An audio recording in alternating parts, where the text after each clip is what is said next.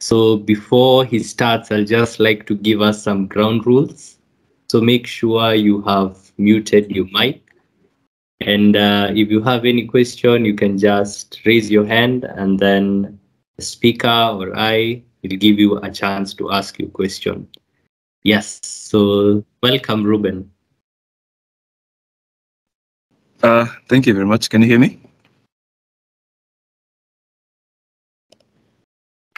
Yes, I can hear you. Am I clear? Yeah, you Yes. clear. Clear. Awesome. So my name is Ruben. Probably can turn on my camera for a while so that you can see who's talking to you. Yes, this is Ruben. I'm a product designer at Safaricom. I'm actually at Safaricom right now. I'm alone in the office, but I figured we'd do the session while you're here. And yeah, I'm excited to be here and to be part of the facilitators of this bootcamp. And I'm excited to see what you guys are going to be able to achieve over the next 8 weeks or so.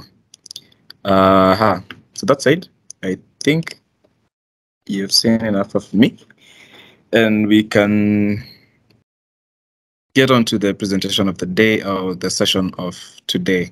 I just want to confirm whether you can see my presentation on my screen.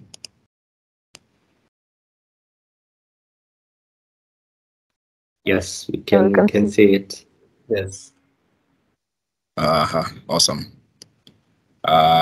So today we're going to be talking about foundations of user experience design, and basically get to know, what some of those. Let's mute our mics. Yeah, so we can get to know, what are some of those key things that you need to know even before you start, or as you start your journey as a product designer. And this is important both for people who are already on their way in their careers, as well as people who are just beginning their careers. And so I will try and make it as interactive and as interesting as possible. And so, as long as if you're not in a noisy environmental background, you can always unmute your mics. And I like to have an interactive audience. And who knows, you might have some goodies at the end of the session if you're a really good audience. So that said, I think I will not waste much time, but always feel free to interrupt me and ask a question if you have any burning questions. Even though I'll still give a chance at the end to ask questions. So get your notebooks ready and let's begin. Again, I do not like a boring audience, so please don't be a boring audience. What is user experience? So it's only one boring slide, I promise. So it's how a user feels when interacting with or experiencing a product. It is what I like to say is that when you're designing a product, you're playing an emotional sort of game with your user. You want to interest them with your product. If it's a product where you need them to spend as much time so that they can view ads or stuff like that, you want to appeal to their emotions.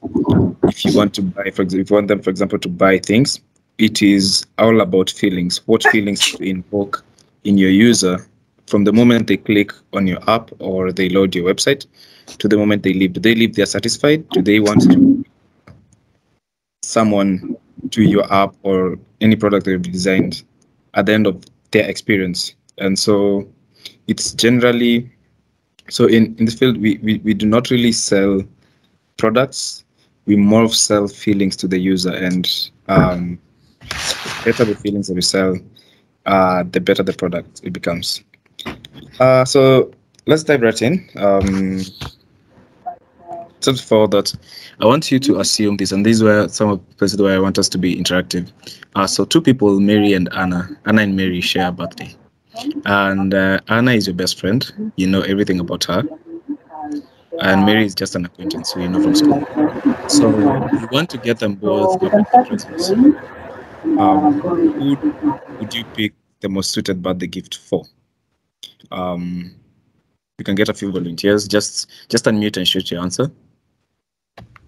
Anna. Interesting. Anna. Anyone else? Anna? Anna. Yeah. Anna. Anybody for Mary? Anna. So one person who chose Anna to tell us why they chose Anna. I may choose both. Interesting. That's another option. So we can start with one person who chose Anna. Let's hear why you choose Anna. Just unmute. It's easy to find a gift for Anna since you know her preferences, since you're the best friend. Mm-hmm. Interesting answer. Who would choose Mary and why?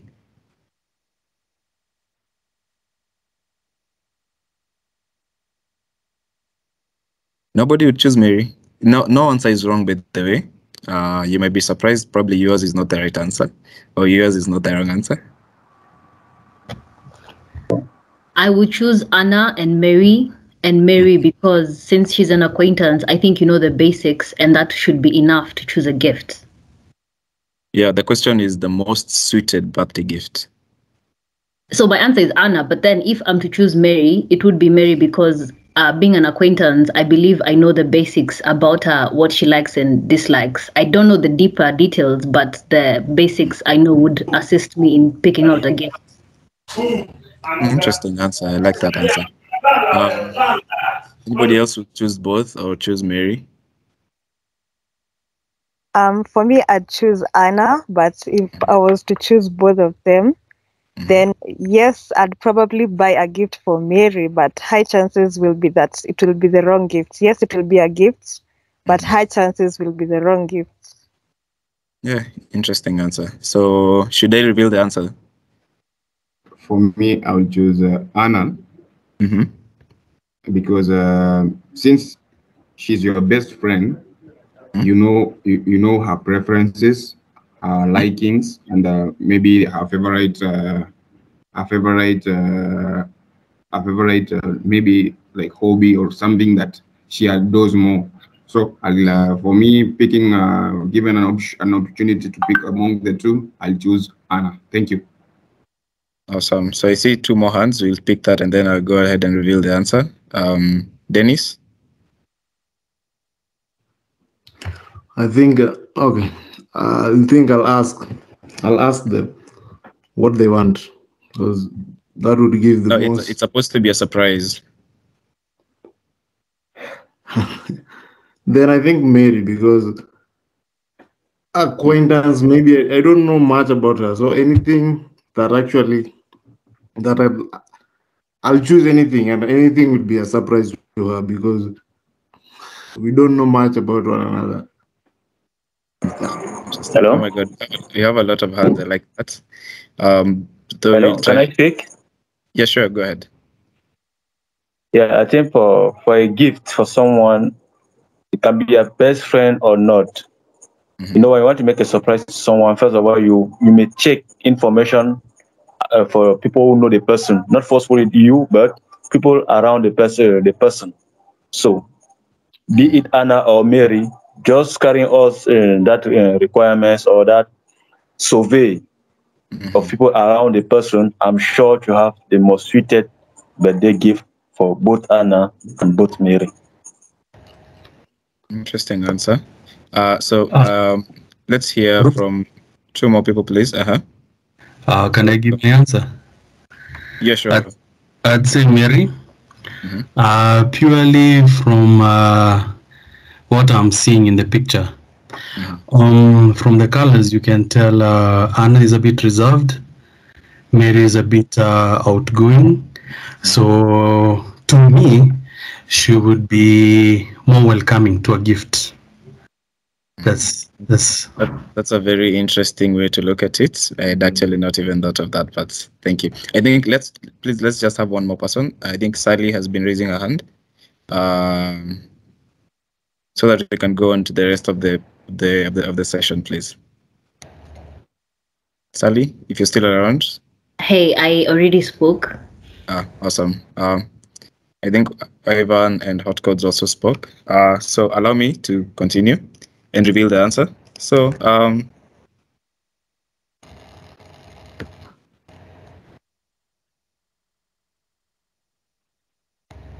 who believes they're wrong? All right. I would still like to defend their answer. Why is Anna wrong? Because aren't you more emotionally connected to Anna? Wouldn't you know her likes and dislikes better than an acquaintance? Interesting. Who else has something to that? Nobody's defending.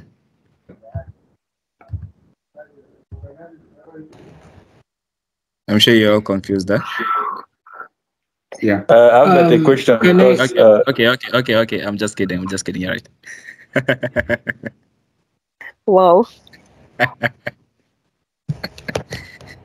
I'm sure I got you there. So, yeah, of course, Anna is right. You are more likely to get a better gift, a more suited gift for Anna because you know Anna inside out, and you know what she likes, what she often says she would like, or she wants, or she needs, for example, and you're more likely to get a better gift for Anna, even though many times when you're designing a solution for users, it's like our gift to them. And many times we give our gifts to Marys instead of Annas. We give gifts to people who we've not really gone, looked into, we've not really understood, we've not really talked to, and they end up being just people out there that we have no idea about, and end up giving them the wrong gifts, the wrong solutions in this case. So that in itself, and I really like the interaction. I love the energy. Let's keep it up. And so it really goes to show how much we go wrong sometimes designing for people we do not know and who we do not make efforts to know. Of course, you'll choose, like I said, you're able to know whether they need a doll, a dress, a car, flowers, because you know why she would want them. The main point here is why. You know her, and you know that she'd probably want a car because she struggles to go to school, or she'll want a dress because there's this dress she's always been talking about.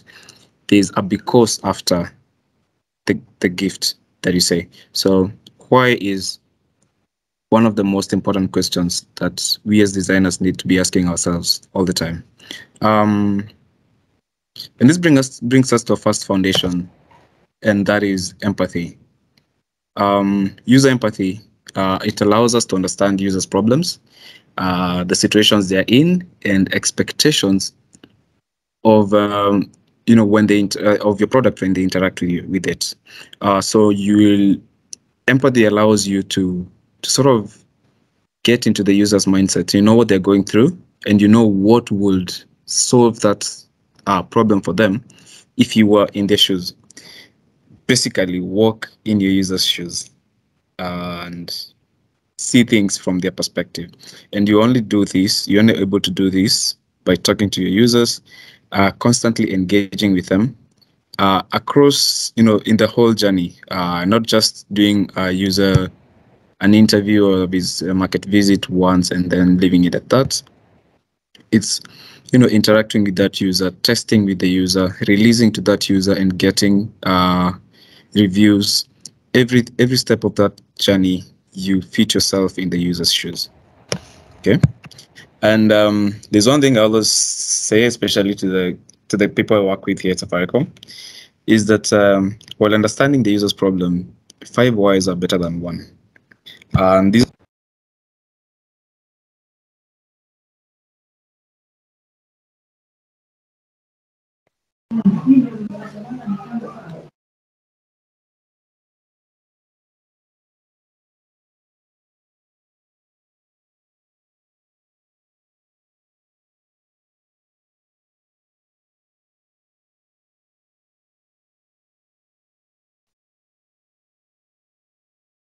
Hi, Ruben. You are on mute.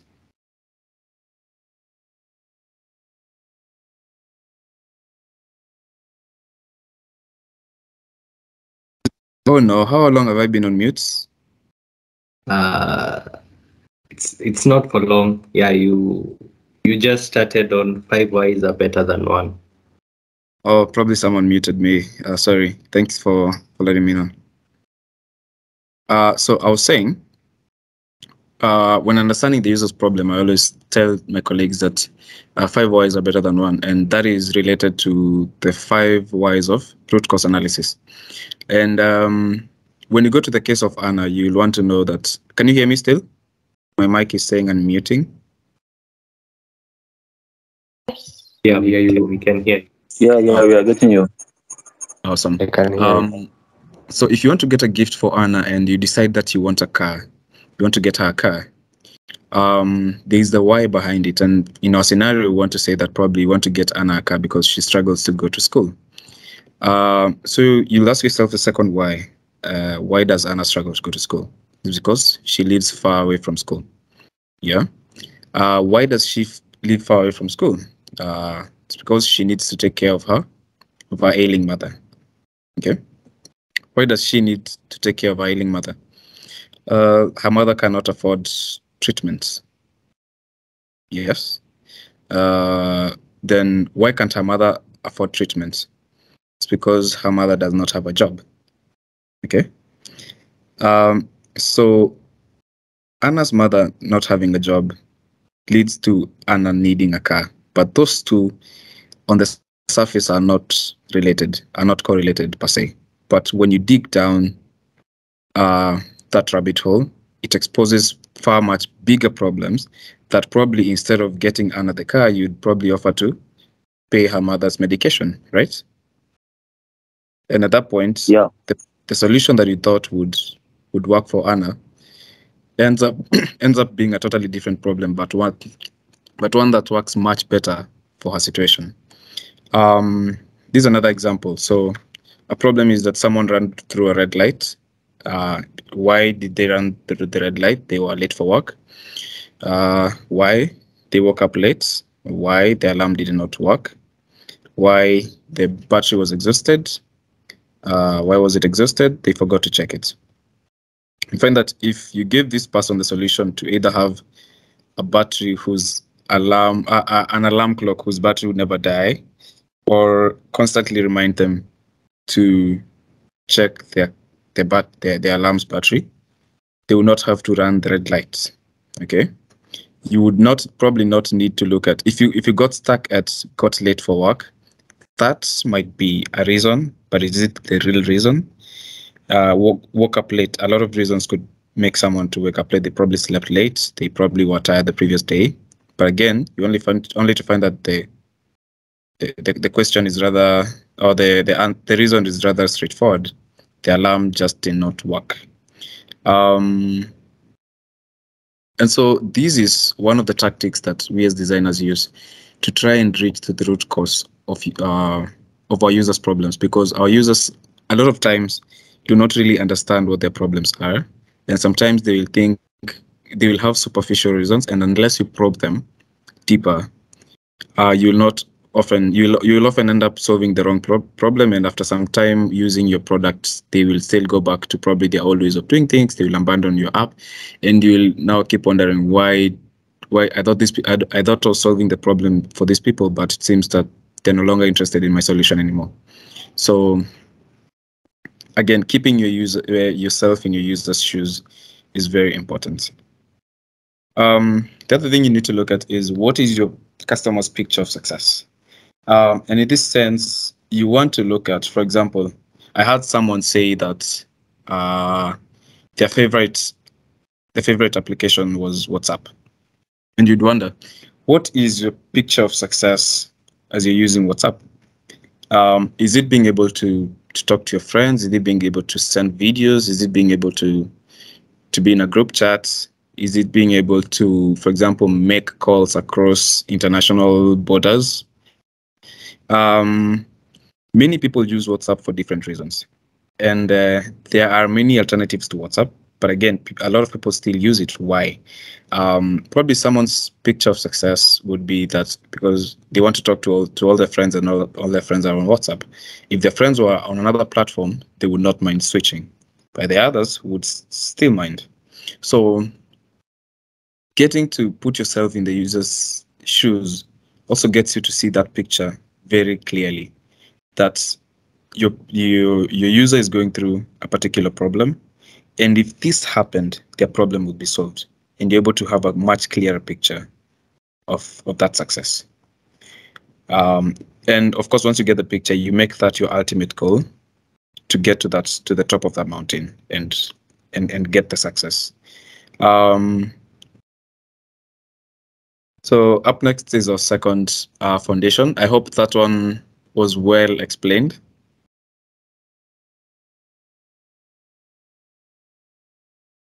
Hello. Yeah, for me that was perfect. Yeah. Yes. Awesome. Sila, don't sleep. It's well explained.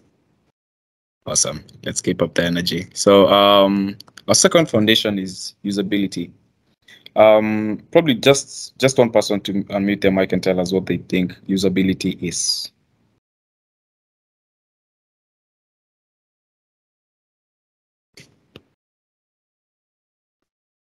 No wrong answers. For me, I think usability is it's more of usage. Like, is that particular product, can a customer be able to use that particular product? Like, how easy is it for them to use it? Awesome. Yeah, that's a good answer. So I think where we were 20 years ago or 10, 15 years ago compared to now, those are two very different eras. And as we have gone and advanced, our products are getting more and more complex and advanced.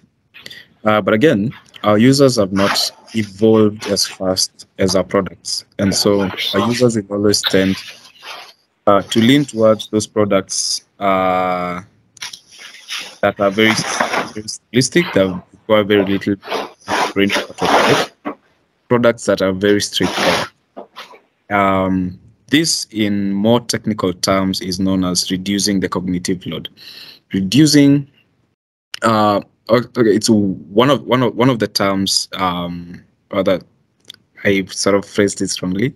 One of the ways that products become complex is products that make the users think more.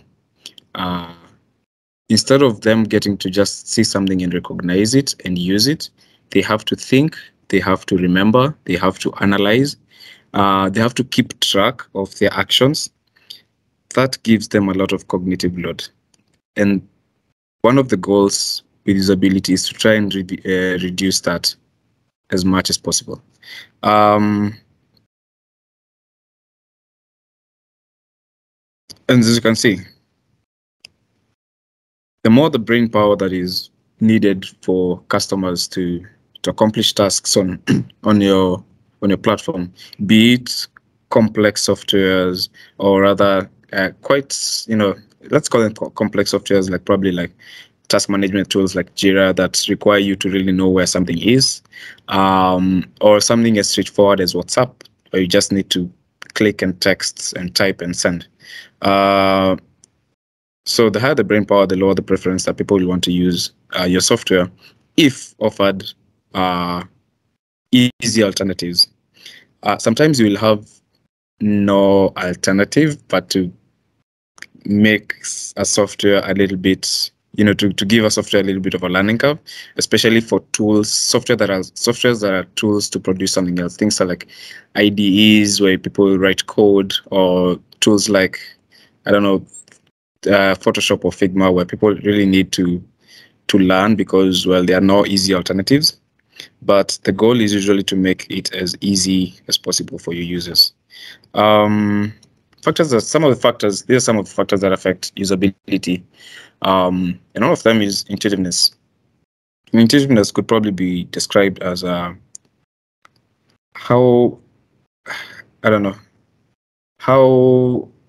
is there a replacement for the word intuitiveness? Because I mean, how straightforward something is, and how something, the fact that a product requires very little training to use, where it's just straightforward for any person to just interact with the product and know how it works right off the bat. So intuitiveness affects a lot of products, especially young upcoming products where people have not interacted with such fields before. Let's say you want to bring in a product that is blockchain related, that people do not really know how they work, and unless they are trained, they would really not have an idea about how to navigate them. But then, of course, people are used to social media sites and apps, meaning that if given another social media, if you went and stumbled upon a new social media app, it would be very easy for you to navigate because it's intuitive. It's already inside you. You know how to, you know how what the different actions mean and all that. Learnability.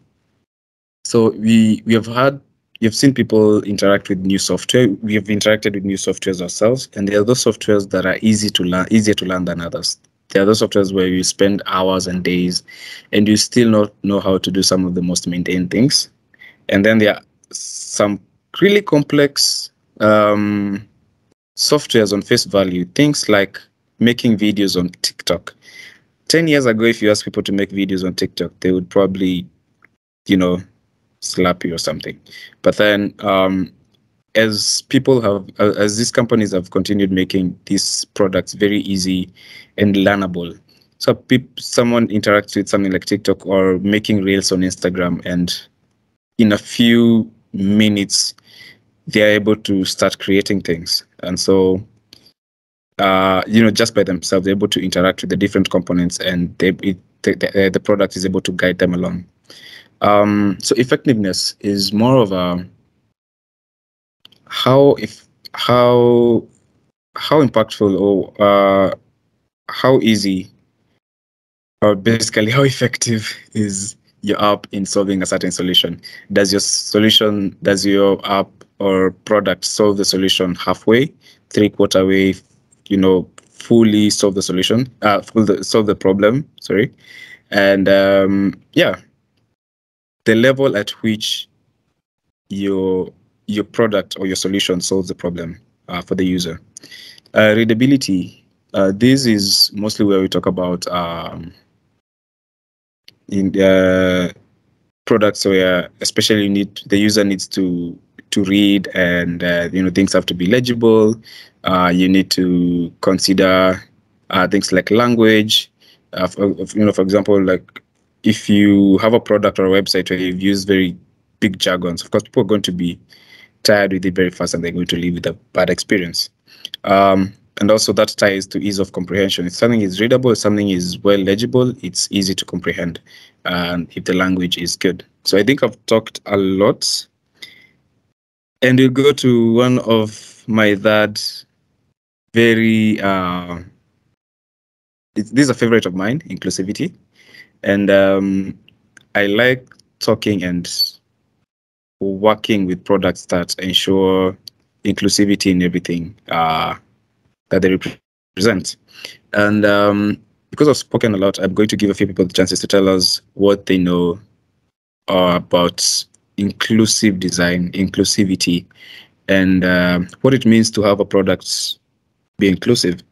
So, usual fashion, don't raise your hand. I can probably not see your hands because I'm on the presentation, but just unmute your mic and speak. Yeah, I'd like to go. Yeah, sure. So I think inclusivity would be speaking to the application's ability to accommodate users from different backgrounds, demographics, and maybe competency levels. So if it's a user who's more educated and another who's less educated, they are still all able to use the application with the same or similar levels of ease. Awesome. Very good explanation. Anybody else before I ask another more complex question? I'll go ahead. Yes, sir.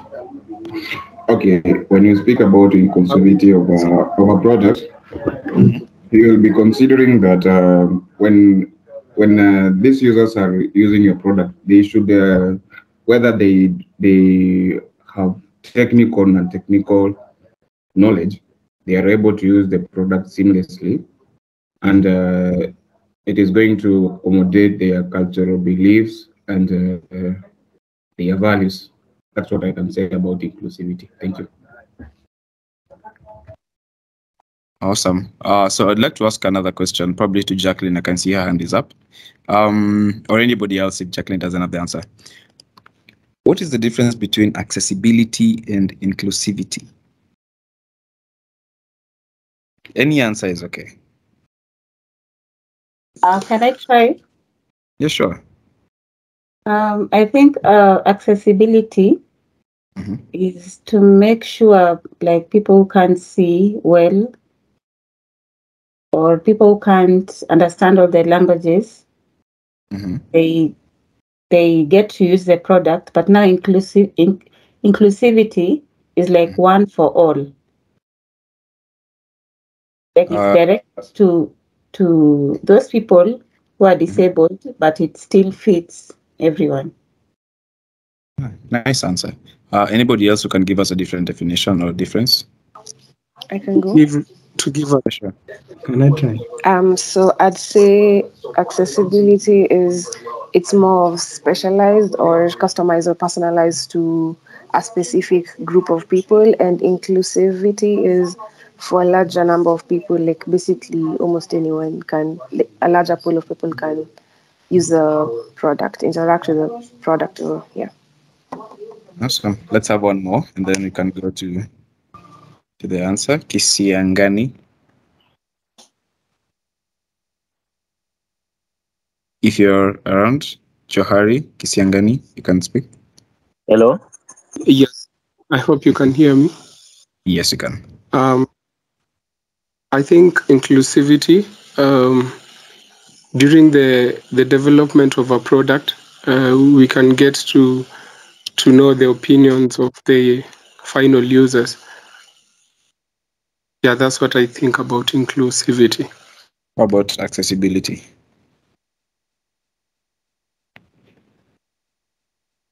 Or who can help? Hello? Johari Can I speak? Yeah, sure, Prince. Yeah, according to me, for a given product, when we talk about accessibility, it is like a parameter which is being taken in account when building a product to make sure the product is usable by the most vulnerable people or group of persons. That's about accessibility. Then inclusivity is about making the product to answer the real needs of the final user, so that each user that uses the product will feel concerned about the different features offered by the product. Interesting. I think we'll have one more person. I think I'd seen Elizabeth. Ruben, can I try? Yes. Yeah, sure. Okay, I think accessibility is more of a user's, it's like how easy is it for a user to be able to access a particular product. Then for inclusivity, it's more of accommodating everyone to be able to use a particular product. Awesome. All your answers are very good. But please allow me to just allow two more because our time is also going. But feel free to unmute and speak. Ruben, I think inclusivity. One can go after the other. You can start with Salim and Beryl. So for me, accessibility. Okay, go ahead, please. I'll come second. Okay. So for me, accessibility is the ability for the app to always be available if the user will want to access it, if they want to use it. And for inclusivity is for it to be able to accommodate for the user's need. Awesome.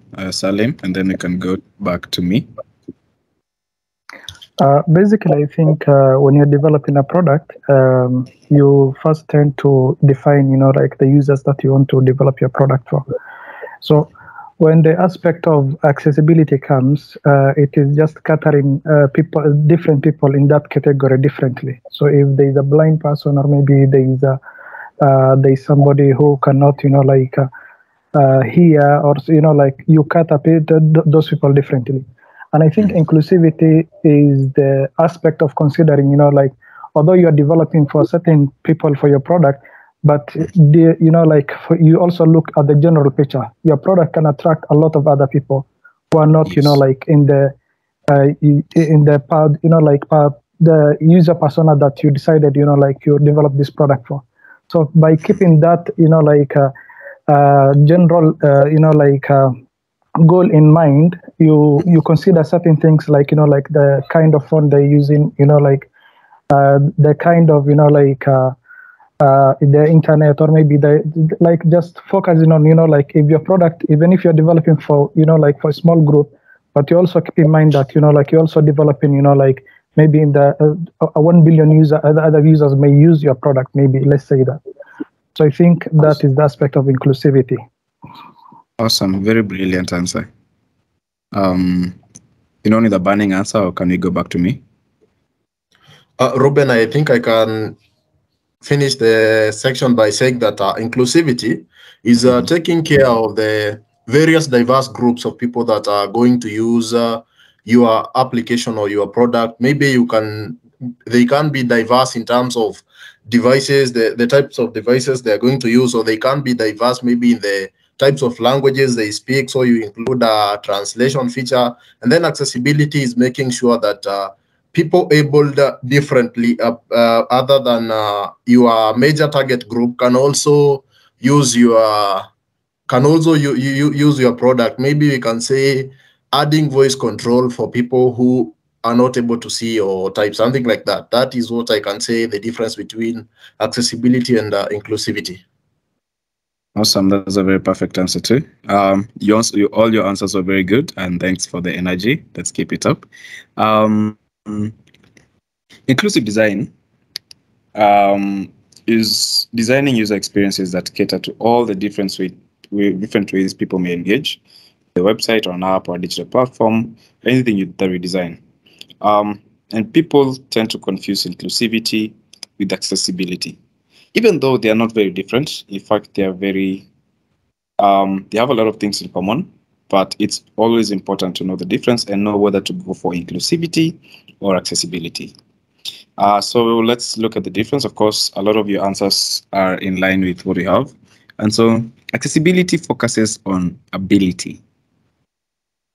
Well, accessibility focuses on ability, while inclusivity focuses on perspective. So what do I mean? Accessibility will focus on someone's physical ability, visual, audio, mental ability to interact and solve their problem on your platform, on your product. Yes. And this is when you need to accommodate people that are abled differently. Like some people have mentioned that, giving voice translation, people who are giving, for example, not translation, rather voice controls to blind people and stuff like that, where you give where people are abled differently. And with this, we have two categories of disability. So we have temporary disability and we have permanent disability. So for example, where would you classify a mother holding a child and using your app? Temporary disability. Temporary. Yeah, that is temporary disability. They're not able to use one of their hands, right? That is inclusivity. Why? Because it's temporary. So here we are focusing on the actual ability to use both their hands on your app. It's not not going to inclusivity, yes. Pardon? it's not a permanent disability. Of course, right? It's a temporary disability. So it falls under inclusivity. Pardon? I think it falls under inclusivity. Why does it fall under inclusivity? What is the perspective? Because it's not a disability. So in this case, probably I can explain something before we hear from you. Disability in this case, doesn't really mean that it has to be permanent disability. I could be driving and I want to listen to music on my phone or on Spotify or something. So in that moment, I am unable to use my hands. Okay. So there's no difference between me and someone with no hand in that moment. And so if my phone was able to give me voice controls, same as it would give someone with no hands, then it solves the problem for both of us. So at that point, I have a temporary disability. Are we together? Yes. Anybody who can add to that, or who has a question on that or something? Ruben. Yes. I would like to ask, what is the difference between situational and temporary disability? Thank you for that. I see you're an enlightened person. So actually, temporary and situational disabilities have been described differently by different people. Because there are people who would say that temporary disability is when like someone is sick and they're not able to use the app, and then but after some time they'll be back okay. Maybe their eyes are not able to see for some time, and then afterwards they're able to see again. And situational disability is when maybe there's something you're in a certain situation at that point, like for example the mother holding the child and cannot use your product, or the person driving and cannot be able to make a call with their hands. But again, a lot of others have described both as temporary disability because they are both they're not permanent, in that after some time this user gets back to the usual situation or ability, and the time frame is really not, you're not able to say, like for example, situational is up to 30 minutes and then temporary is up to 2 days, you see. So a lot of different sources have termed them as the same thing, others have separated them. Is that clear? Yes, very clear. Thank you. Awesome. So I think we can go to inclusivity, and then we can welcome probably more questions. Inclusivity will focus on perspective. And perspective really means that this is not the fact that someone is physically unable or visually or anything, like it's not about their ability, but it's about the situation that they are in. It's about basically their perspective. For example, there are places where people are discriminated based on gender or based on age. For example, a small child could have all the physical, visual, audio, and mental ability, but they cannot operate Figma. Yeah. It doesn't mean that child is disabled, just that their perspective is not up to par with someone who can operate Figma, right? So when wanting to include children to be able to use your app, that ceases to become accessibility and becomes inclusivity, because you want to include that person regardless of their current situation. Okay, so location.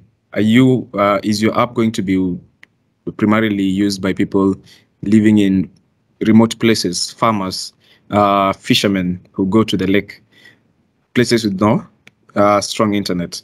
The location could be their hindrance to using your product. Culture, education and literacy, socioeconomic barriers, for example.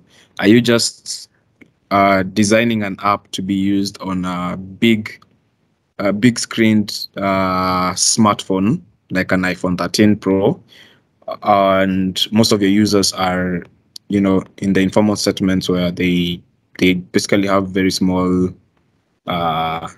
phones. These ones are Safaricom. Sometimes Safaricom sells them on loan where you can pay every day for 20 bob.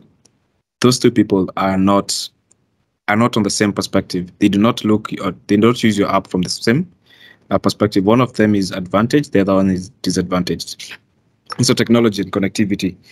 The people who are using very strong smartphones, and others very basic ones. Like for an example that I give is one of the very first engagements or teams that I worked with at Safaricom were designing a product that is used by people out there. And so for those who follow me, I think you can remember one time I made a post about being in a very remote village of Kiambu doing user research. And some of the things that you find is that our products could sometimes have been designed to be used by fairly modern and very powerful devices. But then the people you find on the ground are using very basic, sometimes phones that they've been given by Safaricom, very low budget phones to use.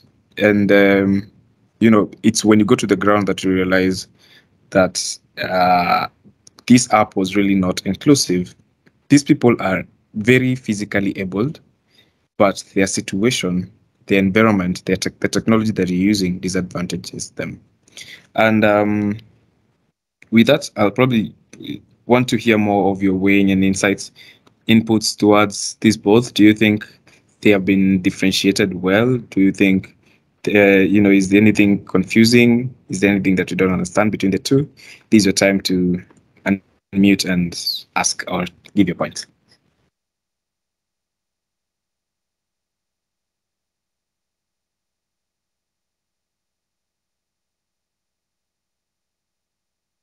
Can I ask? Yes, sure. Yeah. Where does light mode and dark mode fall under? Because under inclusivity, somebody might say she or he cannot view the phone at night. And this other side, the person can be like, I can't see. So the question would probably be, are you adding a night mode feature to help people who are using your phone actually at night, where light, of course, the situation or the environment in which they're using the app is, of course, very low lit, and that will help them with being able to see. Are you helping normal people to be able to navigate your app under low light situations, or is your goal to help people with low vision, permanently low vision, whether it's day or night, to see your app? And even an extension of that would be probably people who work in temporarily low vision situations. Like, for example, someone working in a tunnel would probably want to use your app, but then it's not night where they're at, but the environment around them would require them to use night mode. So I'm using some of these probing questions to try and elicit some thoughts in you. So I'm not going to answer that question now. I'm going to let some of the rest of the people in the group, especially if there is any one of us in the audience who has worked, I'd probably say is a bit advanced in their career. I can see some of you that I recognize. I'm not going to call names. Please let's contribute with answers and see if you can answer that question. Probably to just jog your minds. Thank you. Anyone? Just unmute and speak, or I'll start. Hello? Can I speak? Yeah, sure. Hello? Go ahead. Yes, Evan. Okay, I think the light and dark mode is related to our ability and the visual ability, because some people, they will choose light mode either because they can't read when things are black or dark, and others they have visual problems when there is excess light on their eyes. So that's why I think it's an ability problem and precisely a visual ability problem. Yeah, good answer. Anybody else? Senior designers on the call. I can see you. Okay, can I go? Okay, so I think yeah, go ahead. One of you can just go ahead, please. Go ahead. Go ahead. I can just speak after you. Okay, so I'm thinking that the dark and light mode are in the accessibility and visual, because most people, like some I know, don't use the dark theme for like they are not able to see or anything. They just like how it looks, and it's better than the light theme actually. Like for example, how Twitter looks, the light theme and the dark theme. The dark theme looks better than the light theme. Yeah. Awesome. Yeah, the next one can go. I think I believe it's all about convenience, and I wouldn't say like it's about ability. For me, I'm not. I don't have any disability, any visual disability, or maybe like anything to do with that. But I do prefer to use the light mode during the day and then dark mode during the night.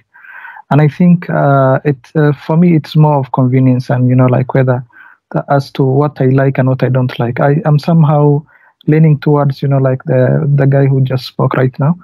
But I think it's not under ability. It's all about perspective and convenience and all, and maybe like what the other person may prefer. And I think precisely that's why most of the app are giving like prompting you to maybe use it if like the way you want, rather than just making it a default or maybe making it something that's like that happens. So just like more like focus mode. Awesome. Hello, can I speak? Hello. Hey. Yeah, hot codes. You can go, then Prince will go. Okay. About the dark mode feature in apps, what I can say on my view is that, for example, when developers are building the feature, they may intend the feature to fall under accessibility and inclusivity. Accessibility in the sense that, just as Mr. Ismail said, is about mitigating the problem those people who have visual problem will be mitigating, and for under inclusivity, it would be based on the preference, because I know I am myself, like I'll take on my perspective. I like dark mode because of the convenience that it has. Awesome. The color, Awesome. the dark color just makes you just make the apps to be convenient to use. Thank you. Awesome. Thanks for that.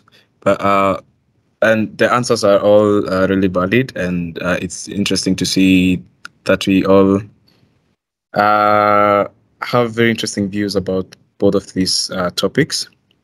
In my view, and I think this is the view of many people in the industry, is that dark view and light mode and dark mode are more about accessibility, more than it would be about inclusivity. It's targeted mostly to help people use application under mostly temporary inability. Like for example, when you can't see under low light conditions at night, or when the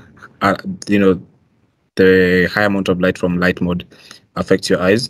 So it's more of a factor that affects the physical ability of someone to see. Sometimes it may be about preferences, just like, for example, I might prefer to use sometimes Google Assistant to control something on my phone, even though I am perfectly able to use my hands. Sometimes it's about preference, but leaving preference aside, when it really comes to the topic of accessibility or inclusivity, I think the fact that it's aimed to help people to be able to see well in different light conditions, and people who can't really see, people who have low vision to use application, I think, or rather, probably the best answer would be that it's more of an accessibility issue. All right, are we together? I think I should add something. Mm-hmm. Yeah. Personally, I wear spectacles. I am not disabled. Yes. But when I do Google, I prefer the dark mode because of the light. Yes. So where do I fall under? I'm not disabled. Yes, you're not disabled. I also wear specs. But again, you prefer dark mode because you can't see well using light mode, right? Yeah. So you want to access you want to access Google, but the light mode excludes you, right? Because you find most of the times you find somebody is ordering food from a food app, yeah, and it's at night. The person prefers the dark mode. Yeah, so that's what I'm saying. For example, in your situation with Google, so you want to access Google, but the light mode excludes you, right? Yeah, it's too bright. And so you want to access Google, and that special feature helps you access it. Yes. It's something related to your physical ability to see. Okay. More than your perspective or social situation, right? Yes. If you, for example, if you can look at, if you are in a remote location and still wanted to use Google, you'd still prefer it in dark mode because of how it's better for your eyes, right? Yeah, it's better. It's clearly if you're using whether you're using an iPhone 13 Pro or a small iTel, you'd still prefer dark mode, right?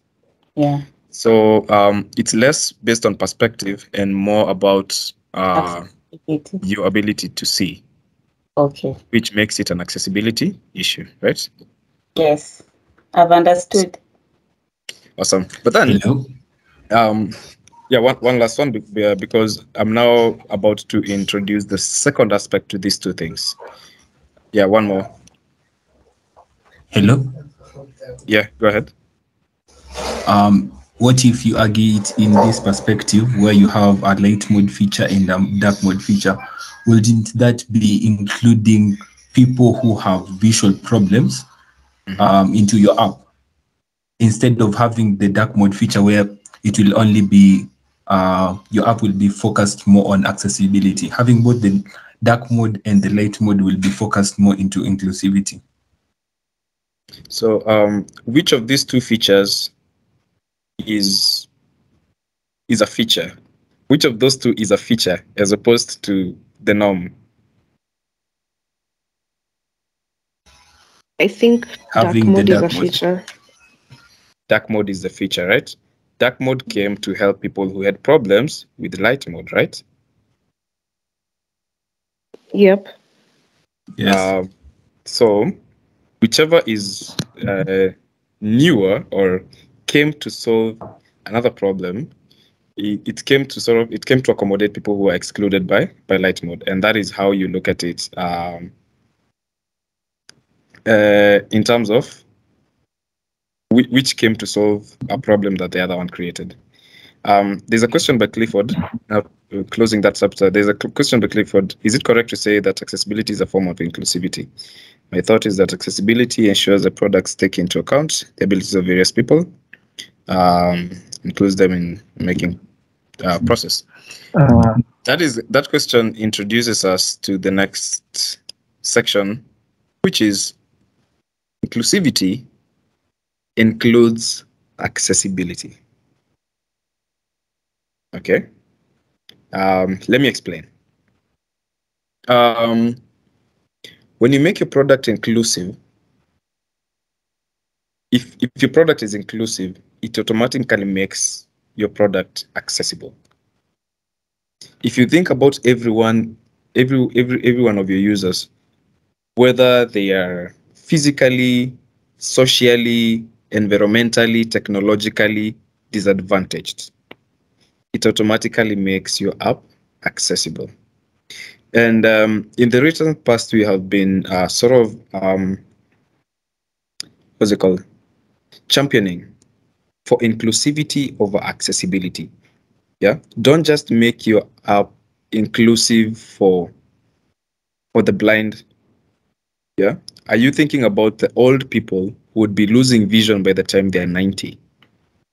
Yeah, if you design an app to work for the old person at 90 who has lost their vision, you have automatically made it accessible to the blind person. True or false? True. And the good thing with inclusivity is that it's a bigger blanket.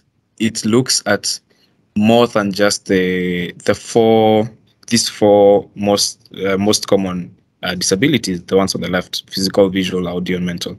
You start looking at things like, how does people's culture affect how they use products? For example, we all know that, and the Muslim brothers and sisters in our call would tell us that in the Middle East, for example, in people who in countries where they use Arabic, most of their vision tends to be right to left. True or false? I think I'd seen Ismail. True. It's true. It's true. Arabic is written from right to left. Right to left, okay. And so you would imagine that you built Uber for people in Nairobi and people in America and people in Europe, and take the same Uber to Qatar, where people read mostly from right to left, and then place most of the important things on the left. What does that mean? You have not the culture, or things like language and culture for these people technically sort of tends to exclude these people from exploiting the full potential of your app, because they will take more time to see things that you've put on the left that would perfectly work for the rest of the world, but not for them. True? Yes, I think in terms of information design, normally the Z shape that we look for from the people who are reading from left to right is totally different for people who are living in Middle East. That's very true. Exactly. And so these are some of the things when you talk about inclusivity. You're not just looking at people, for example, who have no hands, or who have one hand and not the other. You're looking at who will the people be using this. Will this app be used by people who are driving? Will it be used by people who are taking care of children?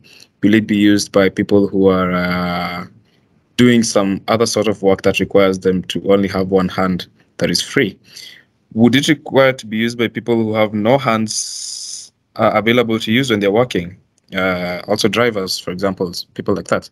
And so the moment you start considering inclusivity, it automatically blankets accessibility, because an app can be accessible without being inclusive, but an app cannot be inclusive without being accessible. Are we together? Please, can you have an example? I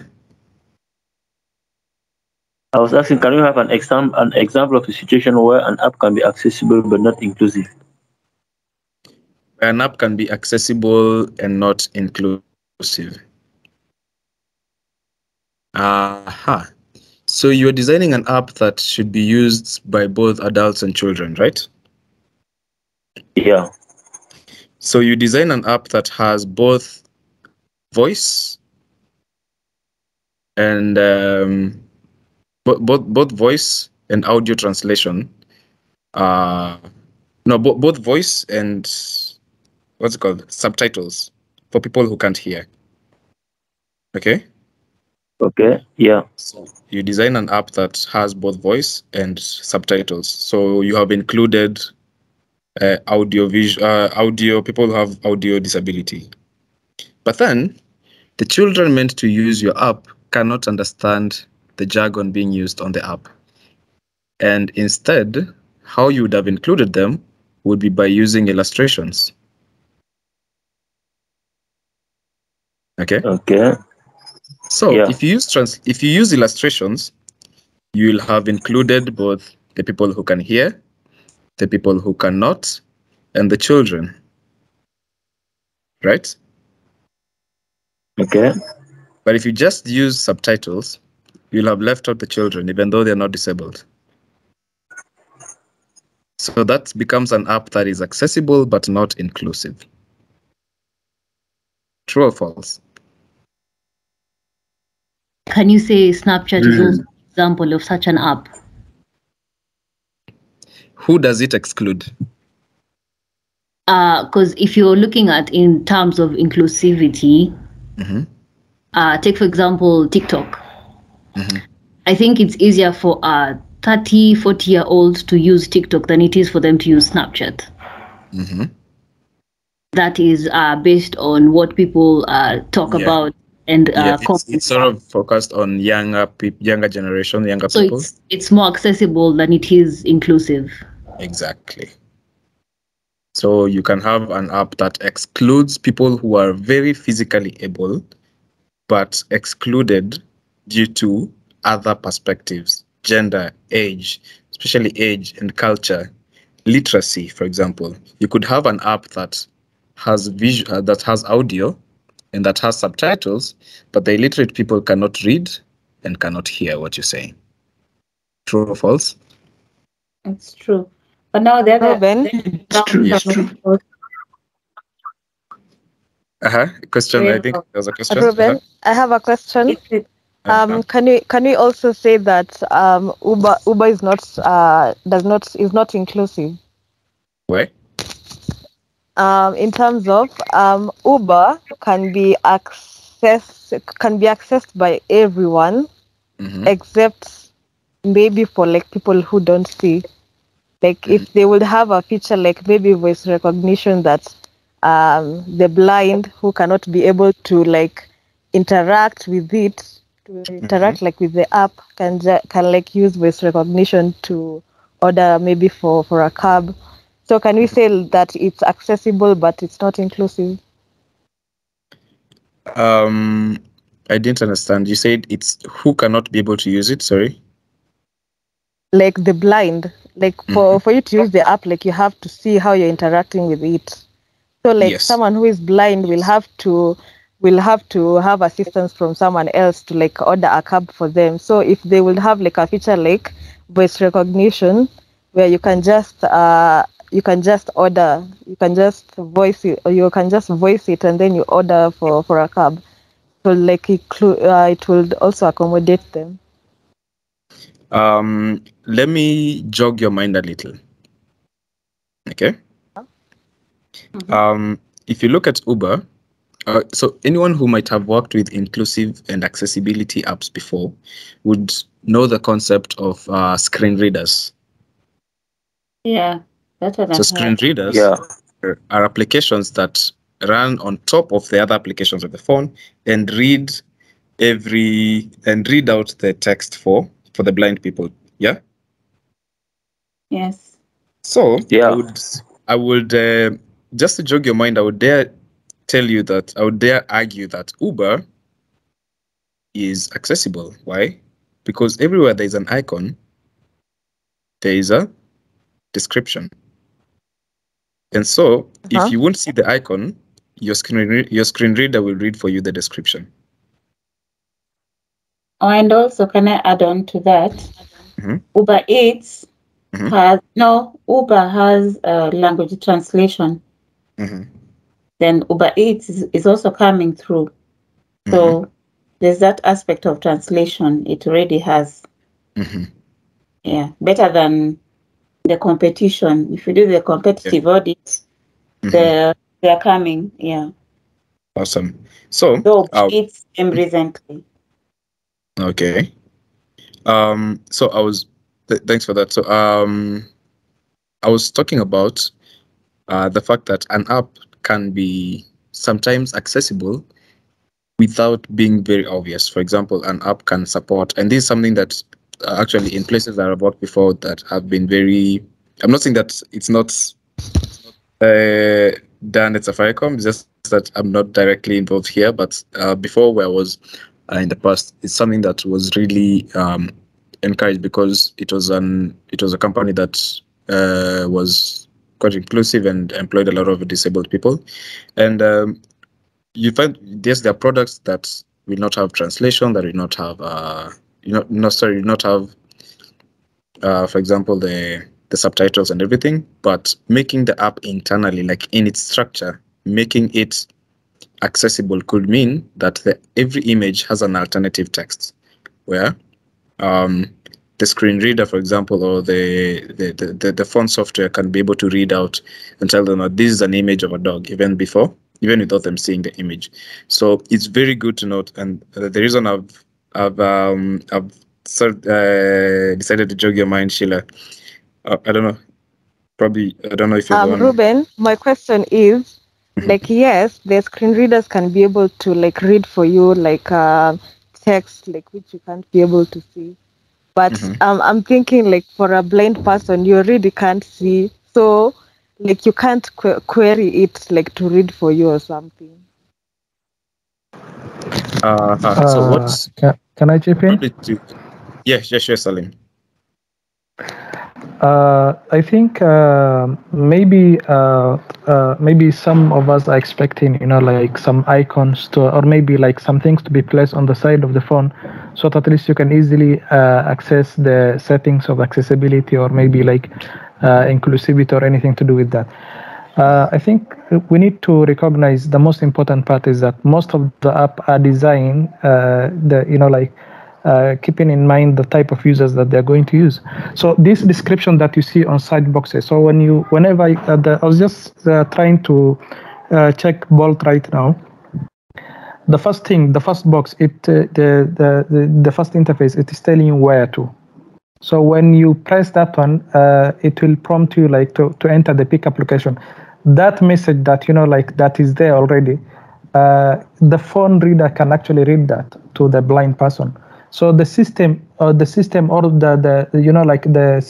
Android system that's developed already is configured.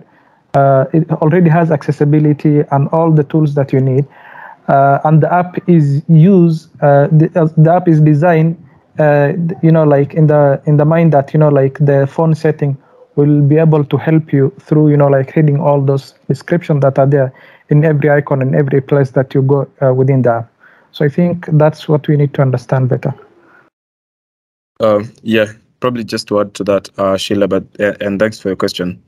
For those of us who may have a background in software engineering, you know things like the description tags and everything that you can add to code to make it identifiable by screen readers when they're scanning through your page. So basically, probably just a small description of how they work is that when a blind person decides to buys a phone, they will install something called a screen reader.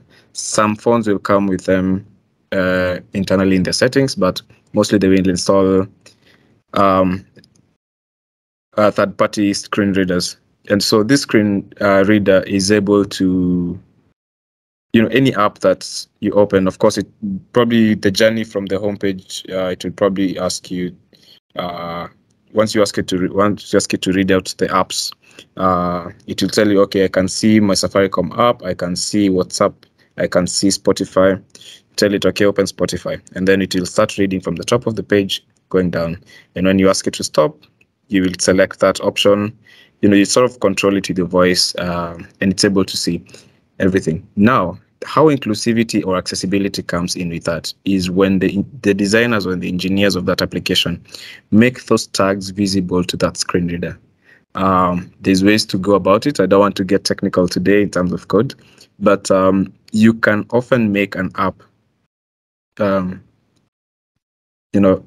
accessible without, doesn't always have to be really straightforward. And these are some of the things that you get to know as you go. Things like the tools that, and that's why I the first point was, when you're a designer, you put yourself in the shoes of your user. So you need to go to that blind person and ask them, okay, what software do you use for screen reading? So is this software able to recognize my design and able to read out every single text that I've written on it? So it goes back to, have you gone back to your users? Have you seen how they use that? How they survive? How they use what solutions they currently use?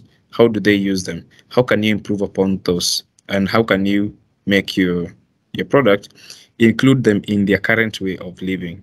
You don't want to go and design an app and then make your blind users have to install a different screen reader because your app is not compatible to what they use. They will not use your app, right? And so that is the point that I wanted to put across, Sheila. I hope you are together. You have understood. Yeah, I've totally understood. Thank you. I don't want us to go ahead past the time that we have, but we're not too far off from finishing. So I think that point is clear, where inclusivity, when done right, surpasses accessibility. And so we should always focus to go for inclusivity, which in itself includes accessibility. So I'll go through this very quickly. The 6 inclusivity principles. So one of the first principles is to seek out points of exclusion. And this is where you go, you talk to your users and try and get a sample of as much of your users as possible. I've just told you that, so one of the products that we're working with here at Safaricom, we had to go to very remote places. And remote could be deep in the village. Remote could also be in the city, but in somewhere like in the informal settlements like Kibera or Korogosho and somewhere like that. So going to those places and seeing and seeking out points of exclusion. Is this person excluded because they are old, because they are young, because they are illiterate? And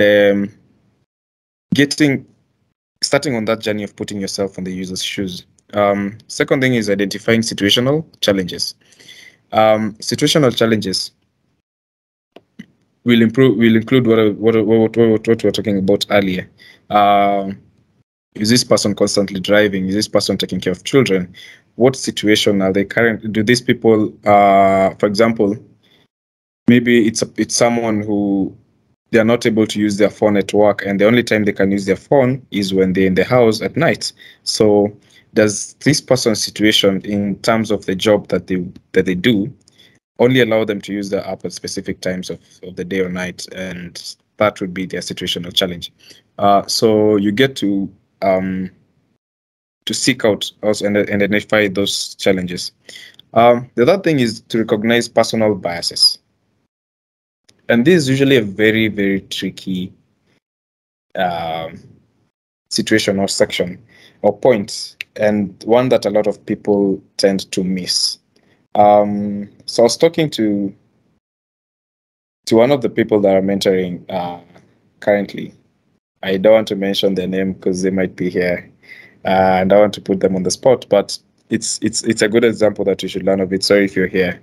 I noticed from going through one of their designs that they were using the iPhone 13 Pro frame to design their app.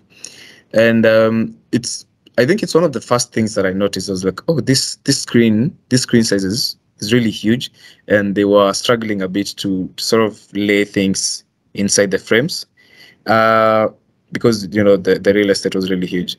And so I asked them, it was probably one of the first questions I asked them, why did you use this size? They're like, so the answer I gave was, I just prefer using it because it's big and it's iPhone 13.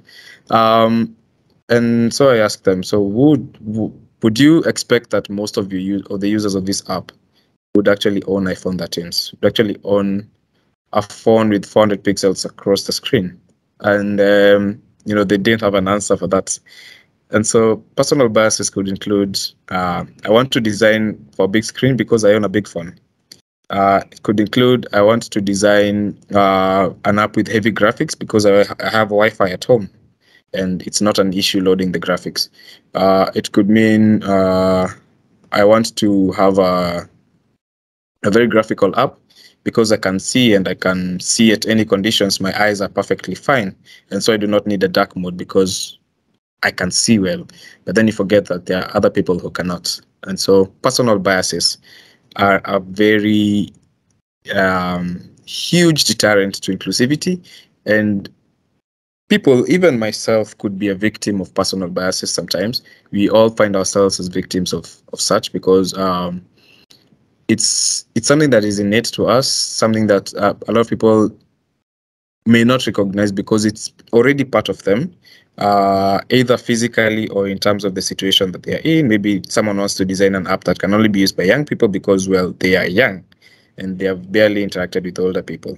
So that is something I'd really like to stress. Always design a product, an app, a website, anything, like you're one of the users, not one of the designers. Okay.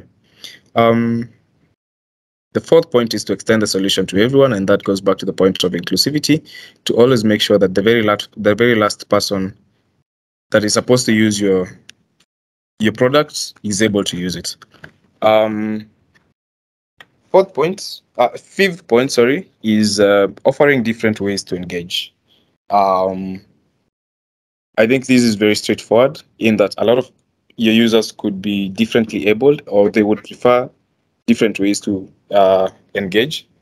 And so it becomes important that you offer those options for them. So is it voice control? Is it scrolling? Is it how people are able to scroll? Is it navigation? And all that. Offering different ways for the different classes of your users or types of your users to use.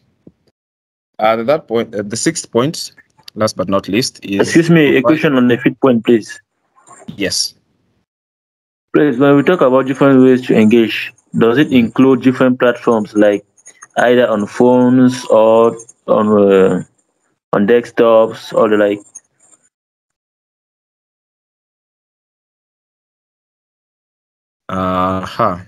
So how would I put that one?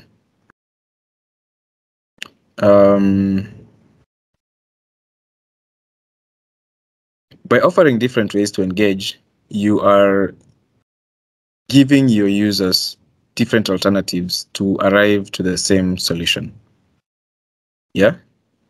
I would give an example with something like, let's see, a product that comes to my mind.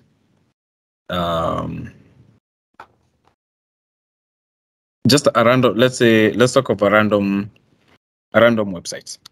Yeah. Or let's talk about YouTube. YouTube, everybody, I think, is familiar to YouTube, though that could be a personal bias. But you realize that on YouTube, you could view the same video in different ways. You could view it in the normal view, that is, that is like a quarter of your screen, and there is some recommendations on the other quarter or half. You could view it on the mini viewer, like sort of not mini viewer, the theater mode, the one that only has 90% of your screen. You could view it on full screen mode. You could view it also on the mini viewer, but it's the same video, but different people will view it in different ways. Those are different ways to engage with the same video. True or false? Okay, true. All right. And so you are giving your users different ways to arrive to the same solution. It doesn't always have to be, because in a lot of situations you find that there's only so much you can do in terms of the kind of solution you're creating. But at the point or the situation that you can be able to provide that, it's always very important to do that. Is that example clear? Yeah. So I can understand that it is not related to using your product on different platforms, but the different ways in which the user can exploit the features of the product. Yes. Okay, thank you. I have Awesome. a question. Mhm. The word engage, could it mean having animations, illustrations? Or What do you mean? does not relate to inclusivity? I wouldn't say it relates to inclusivity per se. It more of relates with Interaction. interactions on your websites or on your products. Okay, noted. Thank you. Yeah. Okay. Another example would be there are, I don't know how many of us who have used Spotify, for example, or a lot of other music apps. There are different ways you can engage with Spotify. You could get into the Spotify app and just select something and play. You could get into the Spotify app and leave and just control it from the navigation bar. True or false? It's true. You could be using wireless earphones. For example, I have wireless earphones where you can just tap on them to control music on your phone. That is also another way to engage with Spotify. And I can choose whichever of the 3 different ways to shuffle my music or to play the next song as I'm walking. True or false? It's true. So it's just offering an alternative avenue for users to interact with your app or your products. And about YouTube, there isn't YouTube features. Like you can hover around the video and you see titles and you can read. Yes. And number 2, nowadays you can just hover and the video appears like it's coming to you, like it's like a prompt. It comes to you. It enlarges like this. Yes. So definitely you'll feel like clicking it and watching. So I don't know whether that applies. Yeah, sure. Because even, for example, in that scenario where you can be able to hover on a video and instead of hearing the voice, it can give you subtitles. You're technically also engaging with that video. You're getting to understand what the video is saying, even though through, your subtitles. And like we said, inclusivity includes accessibility. So that is a situation of inclusivity and accessibility in one. So thank you for that. Okay. So the last one. Yeah, sure. Go ahead. Okay. Ruben, I have a question. I would like to take you back to point 3, recognize personal biases. Let's say maybe you're doing, you just have an idea, or maybe you're in a sprint, or maybe like, let's say you're doing a rapid prototyping for certain idea or for certain app, and you have, like the user in your mind, but you haven't gotten out there to maybe ask them about the questions, or maybe like have enough data on that user, or maybe something to, like to say that this is what I can design for this user. In the, like in such situations, I think, let's say you are either limited, or maybe you don't have the time to do that, or the budget, or maybe even like during the pandemic, there's no way that you can access those users, especially the people who are in the rural areas. So can we say that, like even if you did secondary research, or like still you are lacking a lot of data point that maybe could have helped, or maybe could have improved the kind of like app, or maybe the kind of design that you're developing, you're designing. Is there any way that, like maybe like what will you recommend that based on the assumptions that you have, like your own biases, a lot of things can get in the way. So how do you overcome such situations when you want to develop maybe a certain product? So for that, do you remember the very first thing we did in this call about Mary and Anna?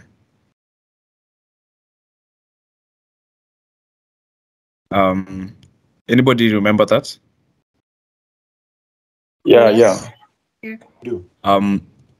Anytime you do not talk to your users before you design for them, you're basically buying a gift for Mary, a person you do not know, a person who could be totally different from what you expect. Yeah, and I understand your question, where your question comes from, because I've worked with a lot of clients and a lot of small startups that will basically tell you, we know what our users want, and we just want you to design something that looks like A, B, C, D, only to go to the ground, only to go to the users and launch the product, and they totally do not understand what you're selling to them. What I always advocate is, even though you cannot get 100, get 10. If you can't get 10, get 5. If you can't get 5, get 2. Start with those 2. Listen to what they say. Then test with more. We're going to another point for validation. We're going to talk about testing. Because you do not just design and leave it at that. You also have to do testing of your designs. And so after you have talked to the 2 users and try to have them represent the rest of the majority, what do you do after that? You make more efforts to now design as you iterate. You design one feature, you test it with them. You test it with other people. You design another feature, you test it. You may not start with 100 users, but you could test it with more than 50 in your iterations. And so anytime you ever find yourself, and this probably, if you're probably not going to learn anything else today, just learn this. If you ever design something without talking to a user, you're buying a gift for Mary, the Mary that you don't know. Okay. I don't know if I've answered your question. Salman? I'll also do more research. I'm also onto this a lot. It happened to me once. Yeah, definitely. Yes. Allow Joseph before you continue.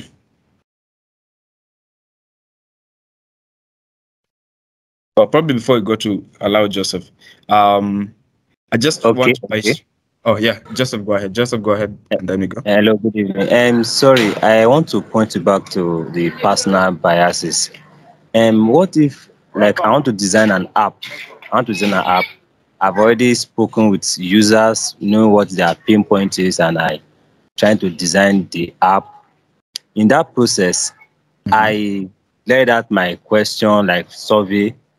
But since you say we should eliminate our own personal biases, for me, that we should consider the users first. What if they are not aligned to what I'm believing it to be? Like, okay, well, since I'm like, let it be like, okay, they are agreeing with me. Shouldn't that reconsider if this is abnormal way or what? If you talk to users, not all users will agree.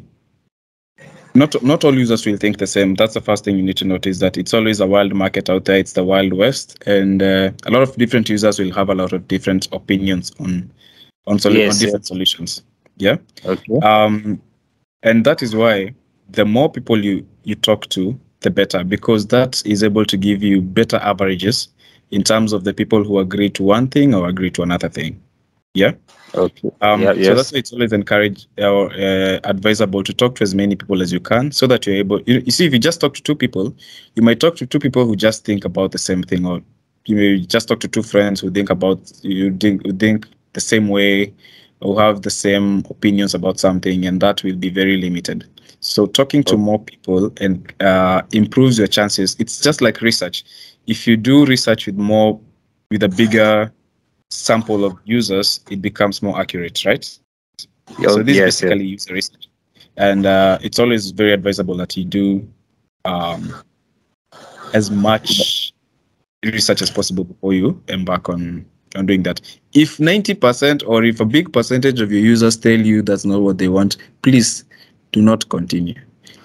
Engage them and ask them, what instead would you want us to have? If you don't want this, then what else would you want us to have? Okay. Should always be Ruben, I have a question. Okay. is there an instance where you don't really have to like conduct a primary research, like your startup point can be a secondary research? What do you mean by secondary research?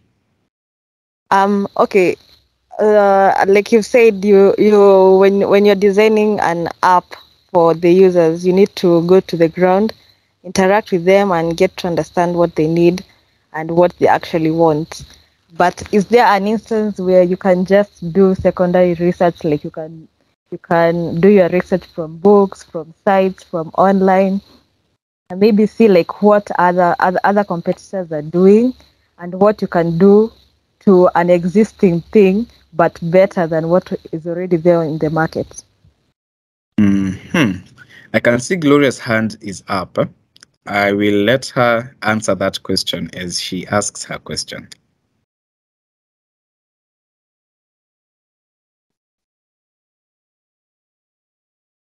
Can you hear me? Yes, we can. Ruben, I was not going to answer that, but it's more or less to what I wanted to mention. Yes. So there's a scenario where at least I've gotten the opportunity to work on internal products where we're not necessarily customer facing. So we don't ideally pick issues based on what our users are saying. Sometimes the features that are requested come from stakeholders directly or business owners directly and not really like the users. So how that looks like is, for example, I'll give an example of one scenario that I really liked. So let's have this image of a warehouse, and then we have engineers and we have people working within the warehouse, and we spend a lot of time as product team and engineers going through just walking around the warehouse, learning about the different people and their tasks and things like that. So one engineer noticed that there was a process that seemed manual and too hectic for the users, and then so in a discussion they're like, you know what, we can have this process mapped out like this, and the system we can pull this data from another module instead of having these users keying in all this data manually one by one, right? So at this point, a user did not complain about, yes, they complained based on how tired they looked, but they did not literally have a solution for it. So the issue did not come from a point where we spoke to users and asked them, what do you want? What happened is an engineer was going around the warehouse, noticed that users were struggling. They didn't know it was a problem. And then we came up with a solution for it. And then when we now rolled out this new solution, obviously, because people are not always receptive to change, there was a bit of backlash. But after some time, they got used to the product. So the process is a bit different when you're working with internal products. I've come to realize that because a lot of things are just different compared to when you're building for customer-facing products. I wanted to say that. Awesome. Thank you. There's Sheila had asked a question. Probably you can repeat your question. Is it Sally or Sheila? So that I can answer.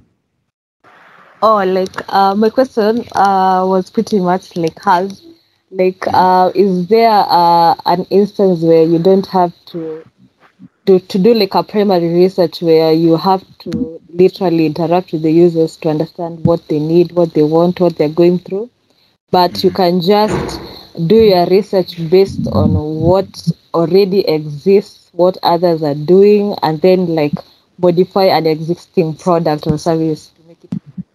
You don't have to interact with the users.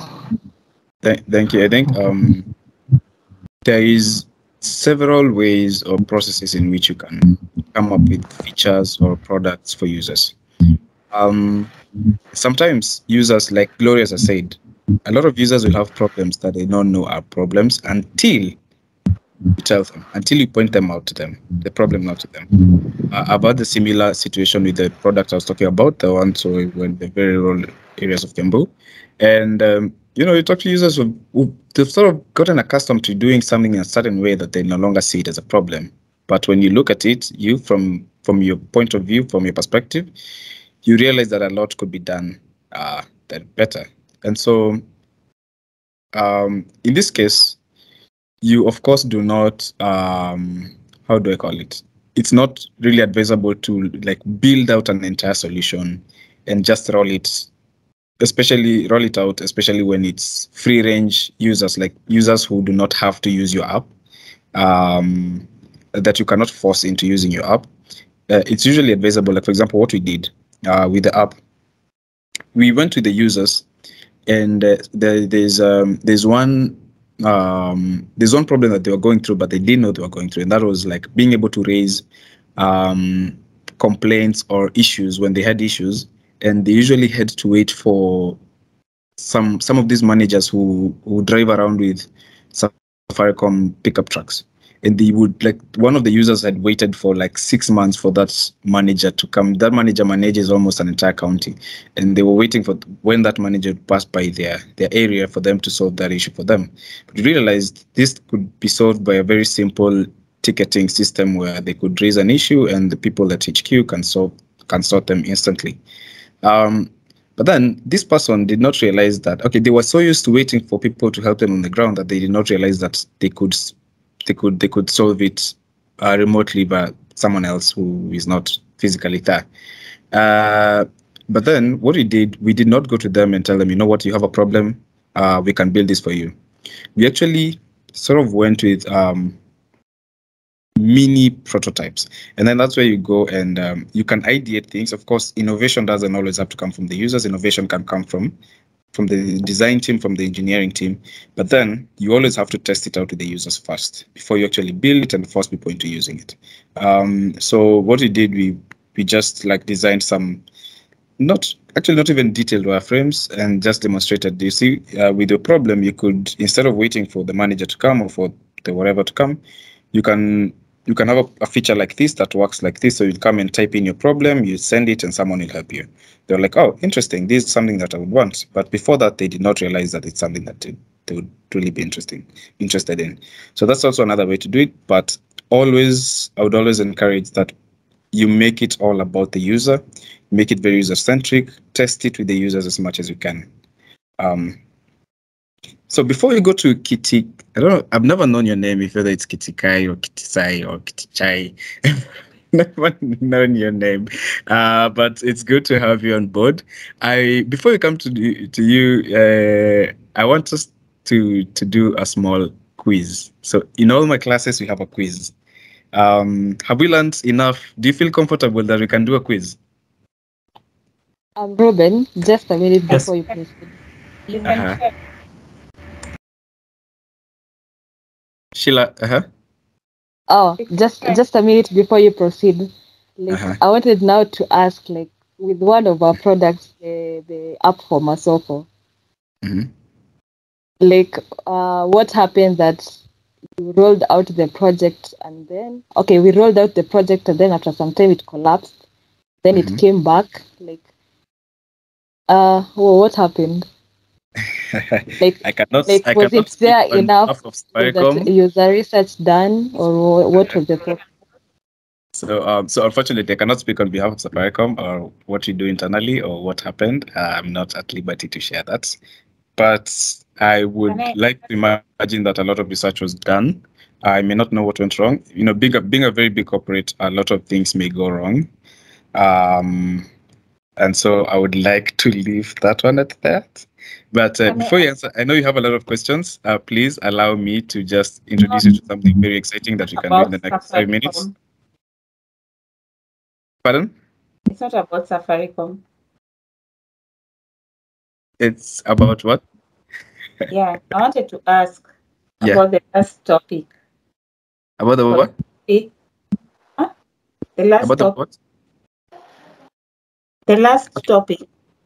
Florence, Kidogo, let me interrupt you. 1 minute. Please hold your questions. Allow us to do this one very simple exercise, the one that I'm saying about a quiz. Okay. So do you feel have we learned? Do you feel like you've learned something tonight? Yes. Yeah. Do you feel like you've learned something analysis? That was very important. Yeah. So I would like to give us a challenge, just a 2-minute challenge. Yeah. So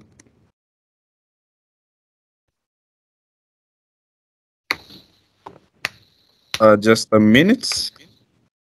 It's something very simple. The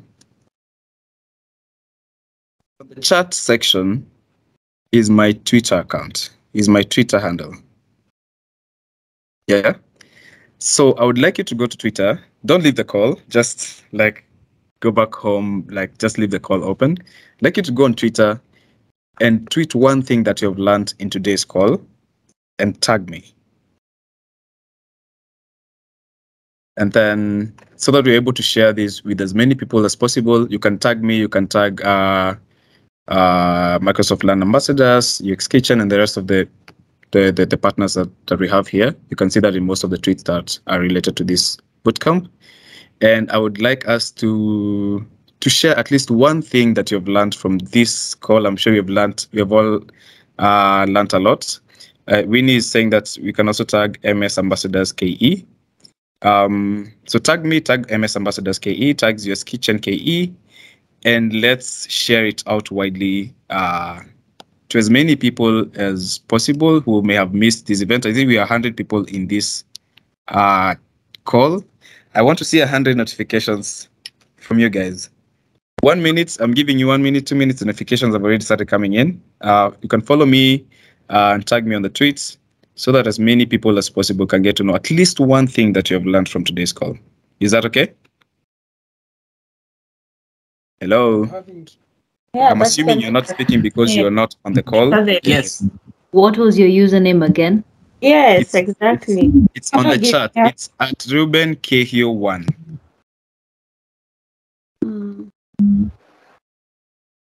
It's at Ruben Kehio1. Can you guys access the chat? Because I can't see it from my.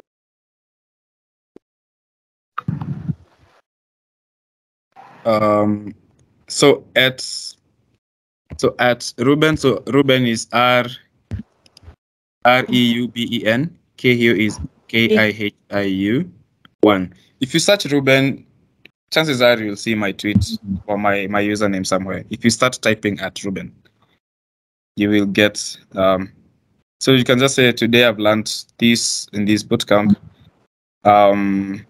And let's share, let's tweet, let's retweet, and let's share with as much people as possible.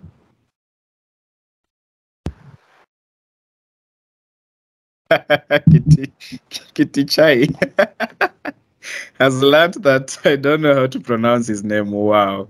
You must tell me how to pronounce your name before the end of this call. So let's keep it going. I can see you guys are doing a very good job. Okay, Kindly guys. We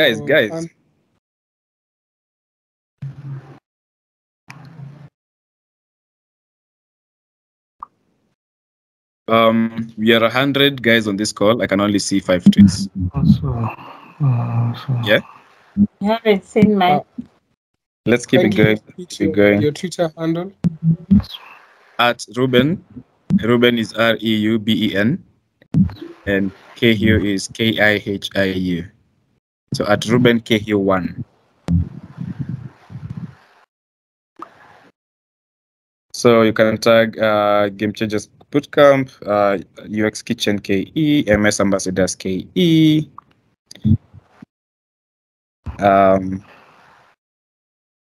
Yeah, Helen Chemutai, I can see Wanjohi. Let's keep it going.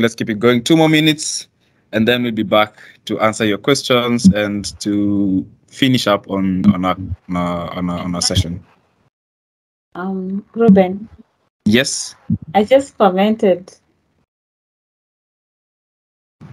You just commented? I'm not conversant with Twitter. You just commented what? I commented. I said I was in the class or something. Let us see.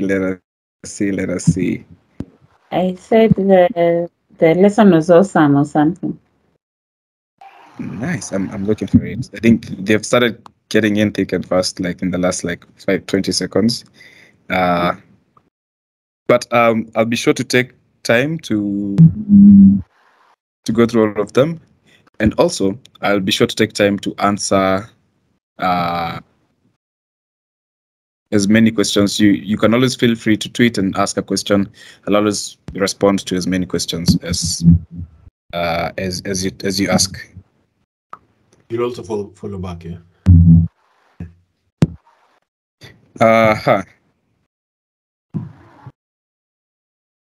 Ruben, you're trying to think of whether or not you'll follow someone. There are too many. I'm like literally just following them back as we speak. I think I've had like 20 follow-ups. Yeah, you just followed me back. Thank you. Awesome. Yeah, let's do this, guys. Let's do this, guys. 1 more minute, and then we will be back to our session.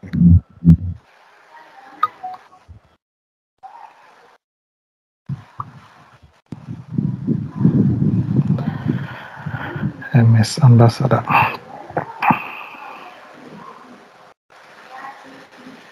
Okay. Awesome. So I think we can proceed as we allow the others to what's it called? To finish tweeting. We can be answering the questions. If there's anyone with a question, Kitikai, you can probably ask the question now if you're available. I have something burning. Yeah. Yes. Yeah, the last participant, he spoke about secondary research. Do you think secondary research is relevant? Because now you have interviewed, or maybe you've done a survey, you have insights, you have findings, and now there are insights. But now you still have to go back and do a secondary research. Sometimes secondary research is important. Probably I would say secondary research is important, especially when you are dealing with products that have either been exposed to other places, other parts of the world. For example, you might be talking to users in Kenya, but there's a similar product being used, for example, in the US or in Europe. You might want to know what are some of the things being done different there, but you may not really have access to users in that demographic. So secondary research, yes, it's important, but you should try as much as possible, and after all is said and done, try and align it to your primary audience as much as possible. Thank you. Okay, Chika, your hand is up. Okay, I will not mention your hand and your name again. Tell me your other name. Tell me how it's pronounced. Hey guys, thanks Ruben. I was to ask the question, then someone jumped, but it's fine. So the name is Kitikai. It's very simple. Kitikai. Simple. Mine is more of a comment, like on a different angle from what you are saying. Well, it's a question. So there's a famous quote by Henry Ford that said, if you ask people what they wanted, they would have said faster horses. Okay. So does this mean like faster horses instead of cars? Like they would have said, we want faster horses. So does this bring like a different perspective that we can start with a solution to something that the users didn't know they need and then present it to them, than first asking them what they want, because like they might not know what they want. And you actually, I think you highlighted it, but like so it's a comment, like, can we go with that angle that we can start with the solution, then test it later with the users, or you get? Yeah, get you. Thanks, Kitikai, officially. And I think I'd sort of addressed that back then when we were having the discussion with Glorious and I think Sheila about when users may not know what problems they need. I gave you the example of when some of our users didn't really know that there was an easier way of getting their problems solved. And this is when innovation, even with the example with cars and horses, innovation cannot always come from users. Innovation comes from thought leaders, from designers like ourselves, from engineers. And so, yes, solutions will often come from people like designers and people like us. But then it's what you need to just make sure that we do is always test out these solutions before even we go to build them. Because sometimes you'll come up with a feature that, yes, you've come up with it, you think it's nice, or your team feels it's nice, and it could be genuinely nice, genuinely effective, but if you don't test it with as many people as possible, sometimes you may end up doing something and then realizing, oh, we should have talked to the users maybe. So if an idea comes internally, the users may not realize that it's actually a problem, but then it's always important to test it out. So thank you for that. So guys, if you've not tweeted, please do. That is the first. We're still tweeting. Yes, I can see the tweets are still coming in. Retweet tweets from other people. If you see a related tweet, just like it, retweet it. So guys, please, because I see our time is up, we only had 2 hours. Please allow me to finish on my presentation. I think we have one more foundation remaining, and then we can answer your questions. And then finally, I will be giving we'll be doing our final exciting activity. So I will be reading out a 500 Bob voucher, scratch card, and whoever puts in it first gets the voucher. Sounds cool? That is for Kenyan users, unfortunately. Yes. Yeah, so I'll be reading a number for scratch card. Like for real. 500 Bob. And if you're good people, you can make it 1,000 Bob. Sounds good? So let's keep tweeting, keep up the energy. If you tweet nicely, we can make it 1,000 Bob. So I want my Twitter to blow up tonight. If you haven't tweeted, tweet, retweet, keep liking the tweets from other guys. You can take screenshots, share with as many people as possible, so that a lot of people, even for the ones that have missed, will get to at least get something to learn both in Kenya and internationally. Sounds good? Hey, Ruben. Yes. Hey. Sema Florence. Hii inakaa patapotea. Itabidi ukue very fast with your hands, eh? Sawa. So, fourth foundation, this one I'll not touch it on a lot today because another speaker down the line for the bootcamp will be speaking a lot about it. And so I would just like to mention that one of the very important foundations is strategy. And as a designer, you need to have sort of a very big view of the bigger picture of what your process will be even before you start it. Okay. So having a very well defined plan and set of goals before starting on any project. So that means you have a clear vision of your whole design process. From what will you do from the first step? Will you do user research? Will you interview people? Will you observe them? From there, will you do analysis? Every part of your design process, have it figured out in a strategy before you actually begin. That helps you to avoid roadblocks in the middle. For example, if you realize that you need to test out with users, you can start planning testing sessions or testing workshops before.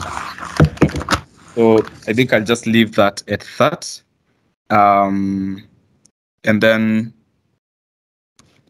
someone else, one of the designers, I think one of them is also from our team at Safaricom, will be taking you through the UX design process to be covered later not in the video, but rather later in the bootcamp, sorry. So last but not least, we have validation. And I think these we've talked about with Ketikai and the rest of us that were where we were talking about testing and validation. So validation is just basically testing where you want to validate your ideas through testing them with users.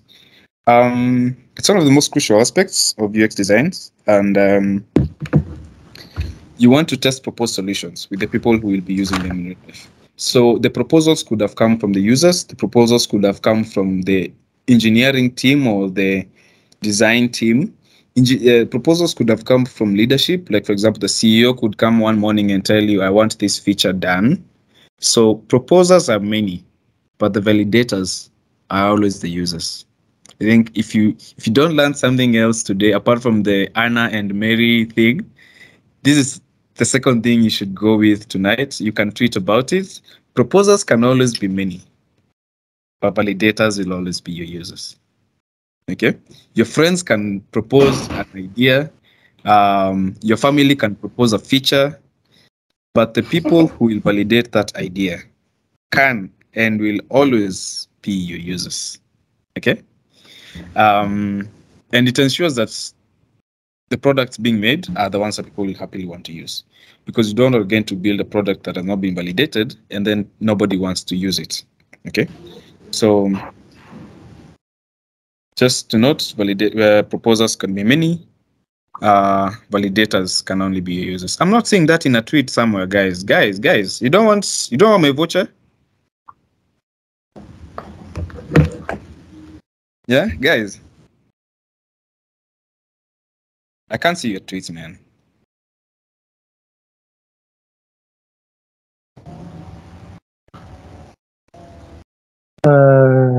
Ruben. Yes. I do have, like something that I want to ask you. Sometimes you can find a problem within the society, or maybe like whatever place you're living, or maybe you can just in your head, or maybe you want to solve your own problem. But you don't know, like how to go about it. You actually don't know the user. Even if you have an expert, like advice from someone who was in that field for some years, or maybe you have a secondary research. Is there any way that, like you could come up with an idea of an app, like what is the hack? What is the trick, like to just arrive that big idea in your head and, like just determine, like how many screens are you going to design for this idea? And, like how are you going to approach, what kind of users are you going to look for? What kind of what kind of like research methodologies are you going to take? Like how are you going to do all this? Like, is there any way that maybe I can, that even if I'm thinking of a problem, is there any way I can like collect my thoughts and turn it into a product or into an idea? Could you please maybe explore a bit about that? I think that comes back to, again, I think the good thing with UX and research is that a lot of things keep repeating themselves. And how, for example, in some of the ways you come up with that ideas is, again, putting yourself in the shoes of the user. If you want to know how many screens you want to design for a process, put yourself in the shoes of the user and agree and decide, and ask yourself, how many screens would I be comfortable using or navigating through to solve my problems? If it's only one, then put only one. So it always goes back to, if you identify a problem with your products, always going back and putting yourself in the shoes of the user. Put yourself in the shoes of a user in the remote areas, in the shoes of a blind user, in the shoes of an old user, of a young user, and try and understand the problem from their perspective and try and solve it from there. Did I answer your question?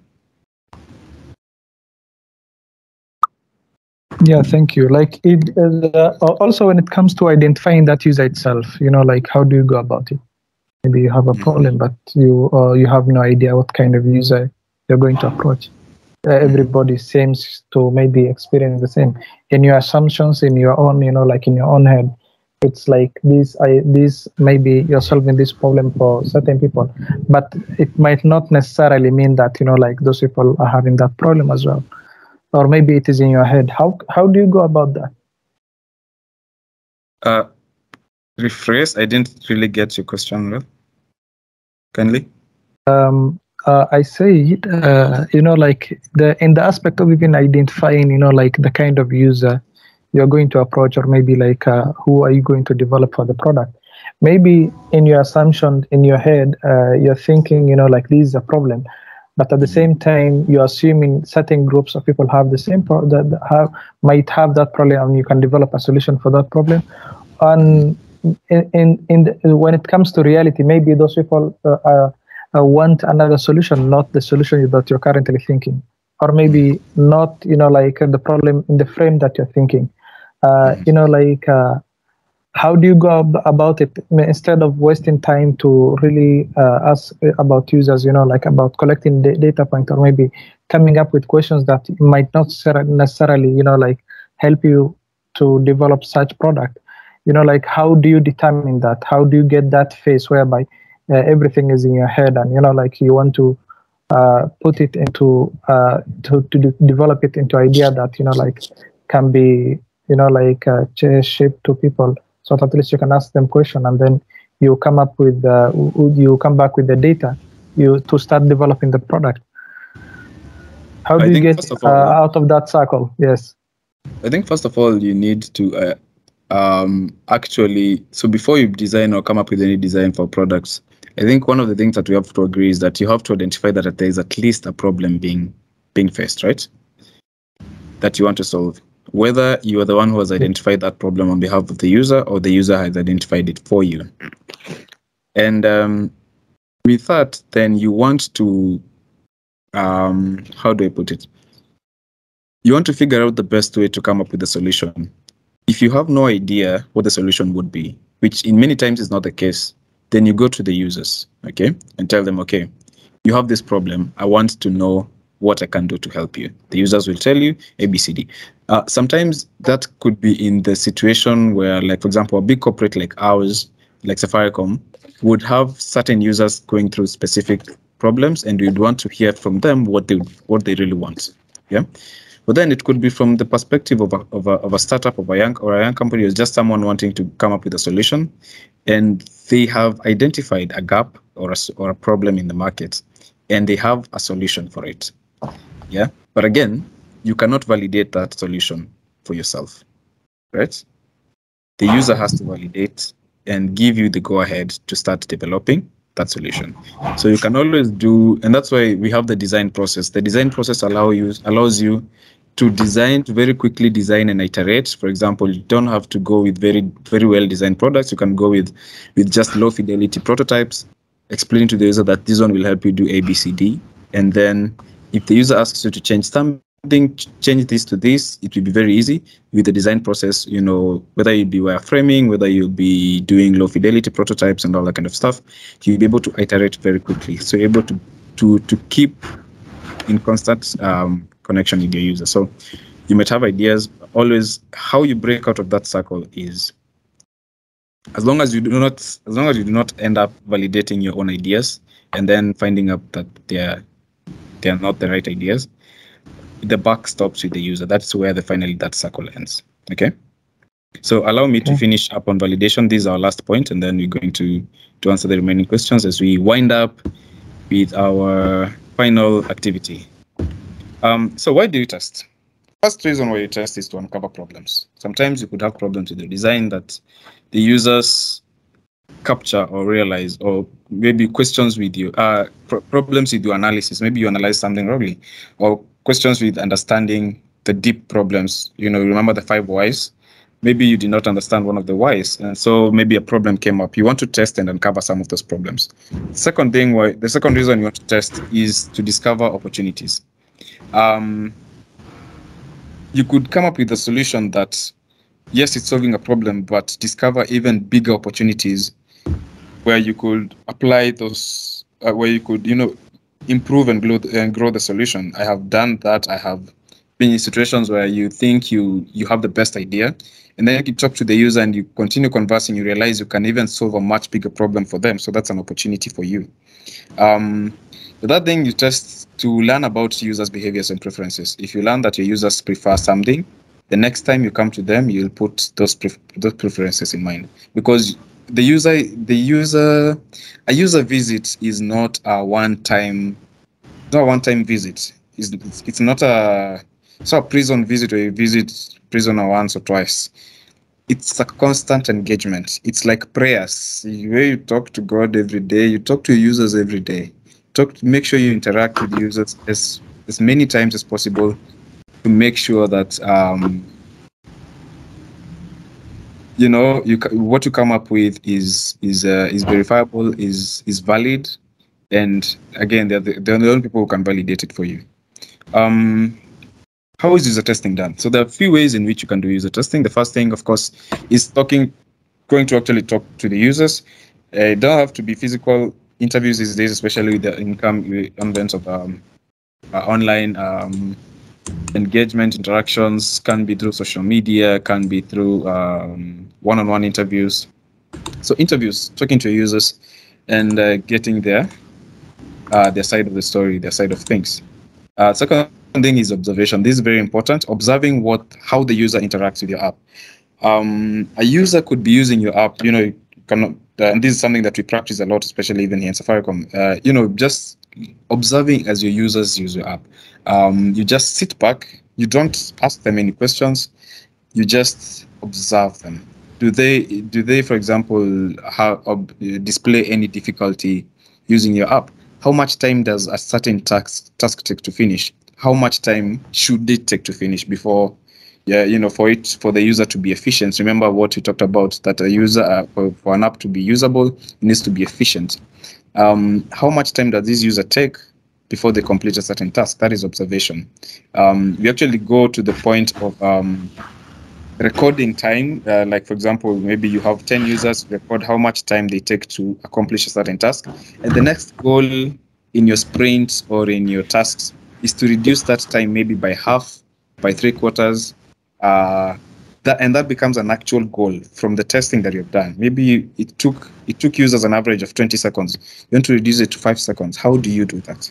So that is very important, and a very important metrics when it comes to testing. Heat map analysis. You want to analyze things, especially apps and websites. Especially websites, you want to analyze where do your users click most? Where do your users scroll to most? Which pages do your users visit as opposed to others? Where do you want to direct traffic?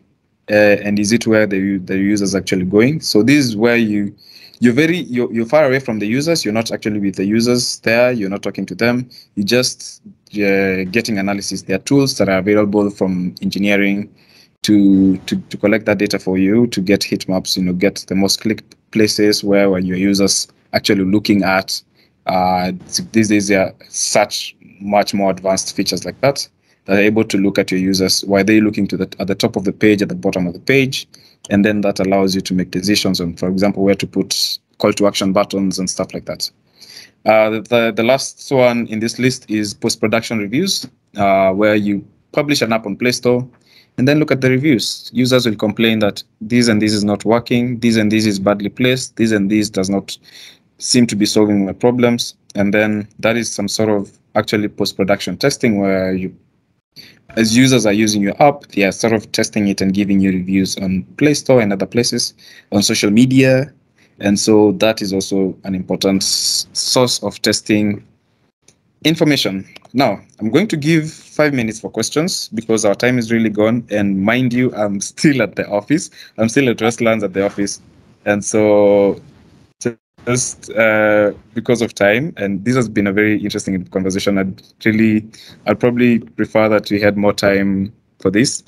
I'm going to give us five questions, and then we are going to wind it up. So shoot your questions. Mm-hmm.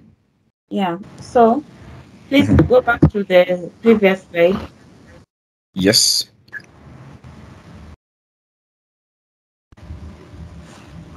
Yeah. Mm-hmm. No. Yeah, this one. Yeah, that one. Uh-huh. By the time you do post-production reviews, does it mean you have launched the project, the product? Yes, it means you've launched the product. Time. Pardon? It takes time. To build the product? Yes, it does. No, to do post-production reviews. Oh, to receive the data from people. Yeah. Yes, and that is when it comes to the point that the UX design process is a never-ending process. As long as there's an app, as long as your product is out there being used by people, the UX design process doesn't stop. You have to constantly keep getting feedback from your users. You have to constantly keep responding to that feedback, whether responding to it positively by making changes, whether responding to it by doing user training, whether responding to it by offering alternative solutions. But as long as, products, how I talk about products is that products are sort of living, breathing things. Yeah. And they're conceived in our brains and built, and we sort of give back to them once we build them, and then they go out into the world and people start using them in different ways. And as long as those products are out there being used by people, it doesn't mean, at no point does the UX design process stop. You keep iterating, you keep improving, and it's through those iterations and improvements. Maybe the first cycle of iterations will be 3 months after production, or 2 months or a month. You'll have maybe 50 reviews. Use those. Maybe a month later or half a year later, you'll have 500 reviews. Use those that time. And sometimes trends keep changing. Probably maybe some way of navigation is no longer famous anymore. You need to change it. And it's a constant journey. Once you start, it doesn't stop. Okay.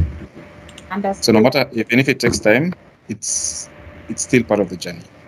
Understood. Yeah. Any other question? Thank you. No, thank you. You're welcome. Questions, just shoot.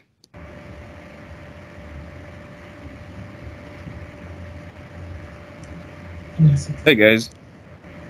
Or should I select anybody with a raised hand? Yeah, sure. Go on.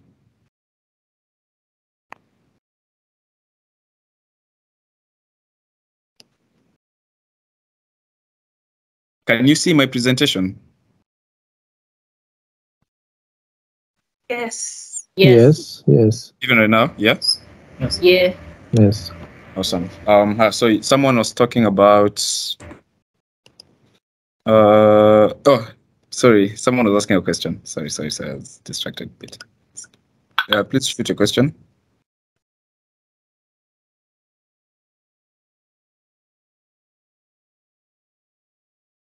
You don't have any questions?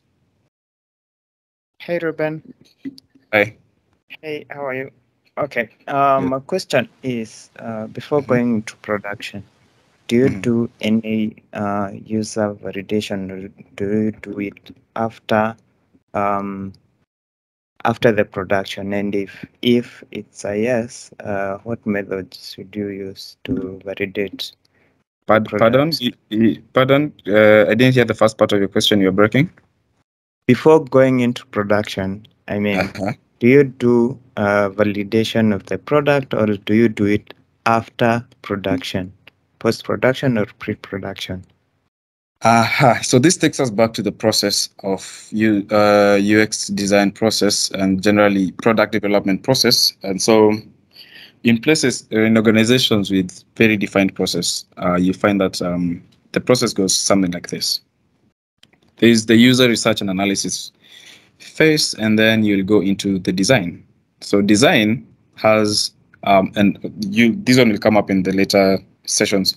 Design has usability testing. So usability testing is where that design is tested whether it's usable before the development.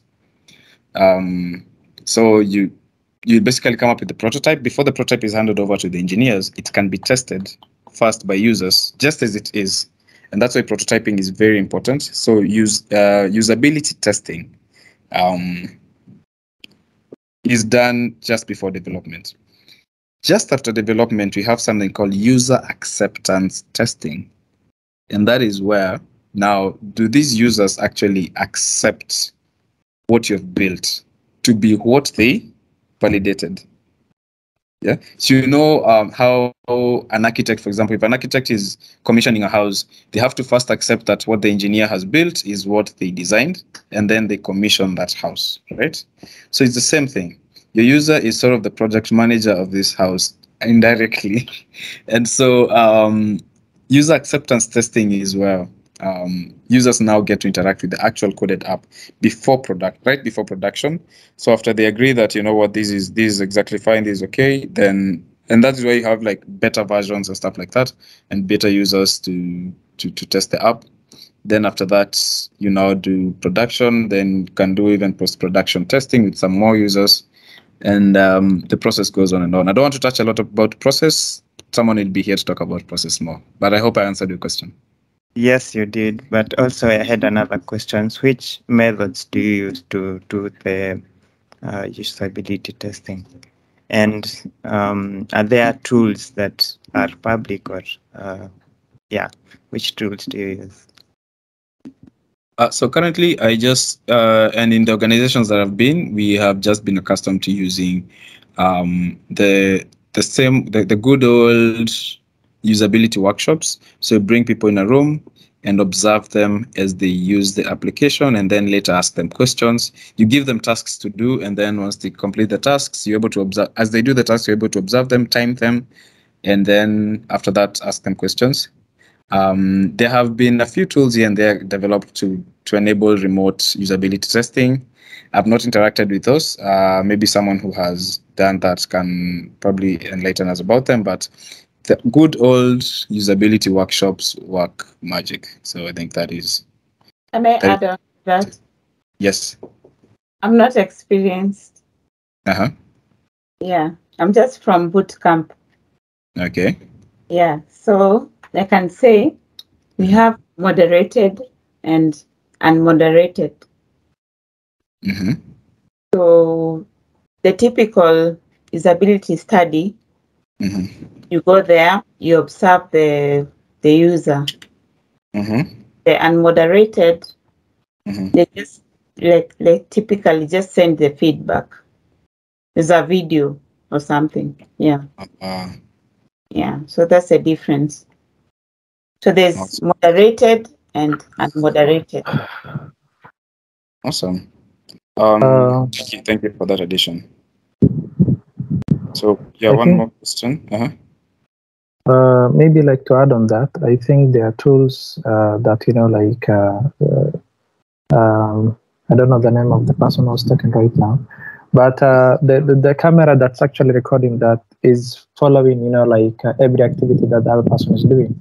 So it's like it's more like, you know, like you are there, but it's always better, you know, like to, you know, like to sit also like combine both of them. But sometimes also there is applications or there are tools that, you know, like can be used remotely, and they can have, you know, like screen recorder whereby where the user is touching, and they, you know, like you can have this bubble or something on whatever they press is like something is you know, like you can it is easily visible in the screen, and the person can narrate, you know, like how they're interacting with that. And I think people are paid to do that even. So there are such tools that are there. Yes, that's maybe what I've seen. I'm not also that experienced. Yeah, it's okay. It's all we all subscribe, and we all get different types of experience. You could have someone who has 10 years in the field, but someone with 5 years has more experience with them because experience is situational. So I would like to really Ruben. unless someone has a really burning question, I'd really want to end it up Ruben. there. Yes. I could give an example of what the guy has just said. An example is there's an app that is called My UI. Test My UI. So this is where like designers, like they publish work there, and then you screen record as you go, as you interact with the app, and then you send it to them and they review, and you can also get paid. Awesome. Thank you for that. Can you still see my presentation? Hello? Can you still see my presentation? Yes, you can see that. Yes. Yeah. So yeah, please, just a question, not one more question. Yes, I just wanted to know which software have you used to create your presentation? Which software have you used to create your presentation? It's Figma. Google. Okay. Yes. If you'd like, I will share the presentation on Slack. If you are on Slack, I will share the link to the presentation, and then you can be able to do that. So actually, everything from the posters, I think, from the posters for this bootcamp to the presentations are done on Figma. So guys, now I would like you to go to your phones, and I'm going to start reading a scratch card number. Kipata bahati yako. So anybody still tweeting? Tweets Zilisha. Sasa Ju, you've not tweeted. Well, we are going to just give it at 500. Do we limit it to 500? So they're in batches of 500, Bob. So if it's 500, it's one. If it's 1,000, Bob, it's twice. So do we double the chances? Yes. But Yes. you're not tweeting. You're not tweeting. I can't see your tweets. Yeah. Those tweets will come. Yes, Can but be to double. 500. Do we do one batch of 1,000? Do we do two batches of 500? Or do we do one batch of 500? Two batches of 500. Two batches. Two batches of 1,000. Yeah. So the only rule is that if you get it, you have to announce it to the rest of the call, okay? Ruben, Yes. hebu angalia accessibility. Accessibility? Your credit. Consider that, then includes. Ati? Consider inclusivity and access. Yeah. So hii hapa juu, we are not designing a product. Let's do it the crude way. Yeah. So first number 0.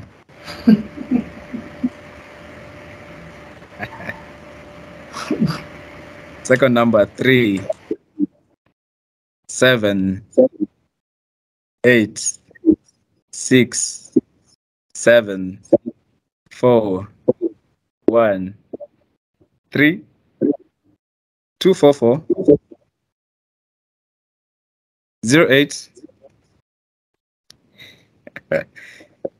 Are we together? Yes. How many more numbers? 2. Aha. 2 more numbers. And the next one is 7. If you want to guess the last one, you can guess it. But it's 0. Who has gotten? I did not. Who's gotten? Who's gotten? I've sent my number 0. I've completed with 0. Ruben. Ruben. Yes. So some of us cannot even be able to access. If it's not valid, it means someone got it. Ali got it. Ali got it. Hey. Hey, Ali, congratulations. What about? Hello? Yes. Right. I sent the number. It's correct. So it's star 144. Then people to be on mute. Then the number. Unfortunately for the guys who are not inside the country, we cannot participate in this giveaway. But we can always see what to do next time. I might have a friend or two in Nigeria. So Ali got the first one. Congratulations, 500 Bob. So do you go to the second one? Yeah. Yes. I'll go to the second one Ruben, if I see 3 more tweets. If I see 3 more Ruben, tweets, is there a different way to award? Excuse me, Ruben. Yes. Yes. So I think this is the last activity for the presentation of today. Okay. So some of us who are not in Kenya, we can leave the chat. Pardon? Can we leave the chat since we are not concerned with the activity, the current activity? Yeah, sure. Yeah, sure. I think the call is over. Thank you very much. But I wanted us to finish this second number really quick. Then we can just end the call together. That's cool. Okay. Awesome. So I'll give the second number very fast. Okay. I can't see your tweets. Second number. Yeah, it's a crude activity. Let's go. 411. So remember, it's star 144 hash, star 144 star. Then, oh, is it 141 or 141 or 314? I don't know. You figure it out. The number is 411 671 22 4855 1761.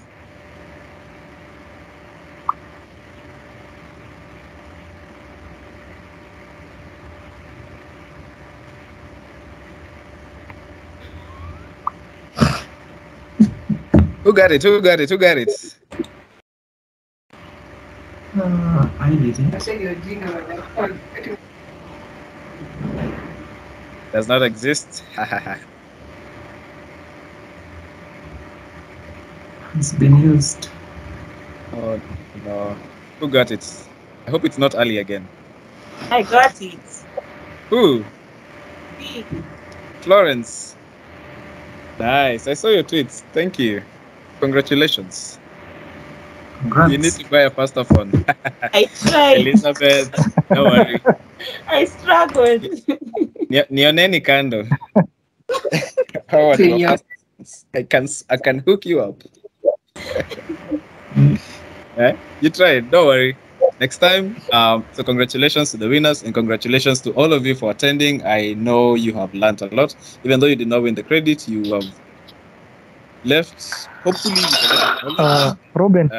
At least some Robin. knowledge, and that is my happiness. Are they? Yes. Robin, this is Salim speaking. Which platforms are you active? Where can I, like if I want to reach you out to you? Oh yeah, you can always reach out to me on Twitter at RubenKH1. My DMs are always open. You can leave me a message. You can ask me any questions that you have, and I'll always be happy to respond.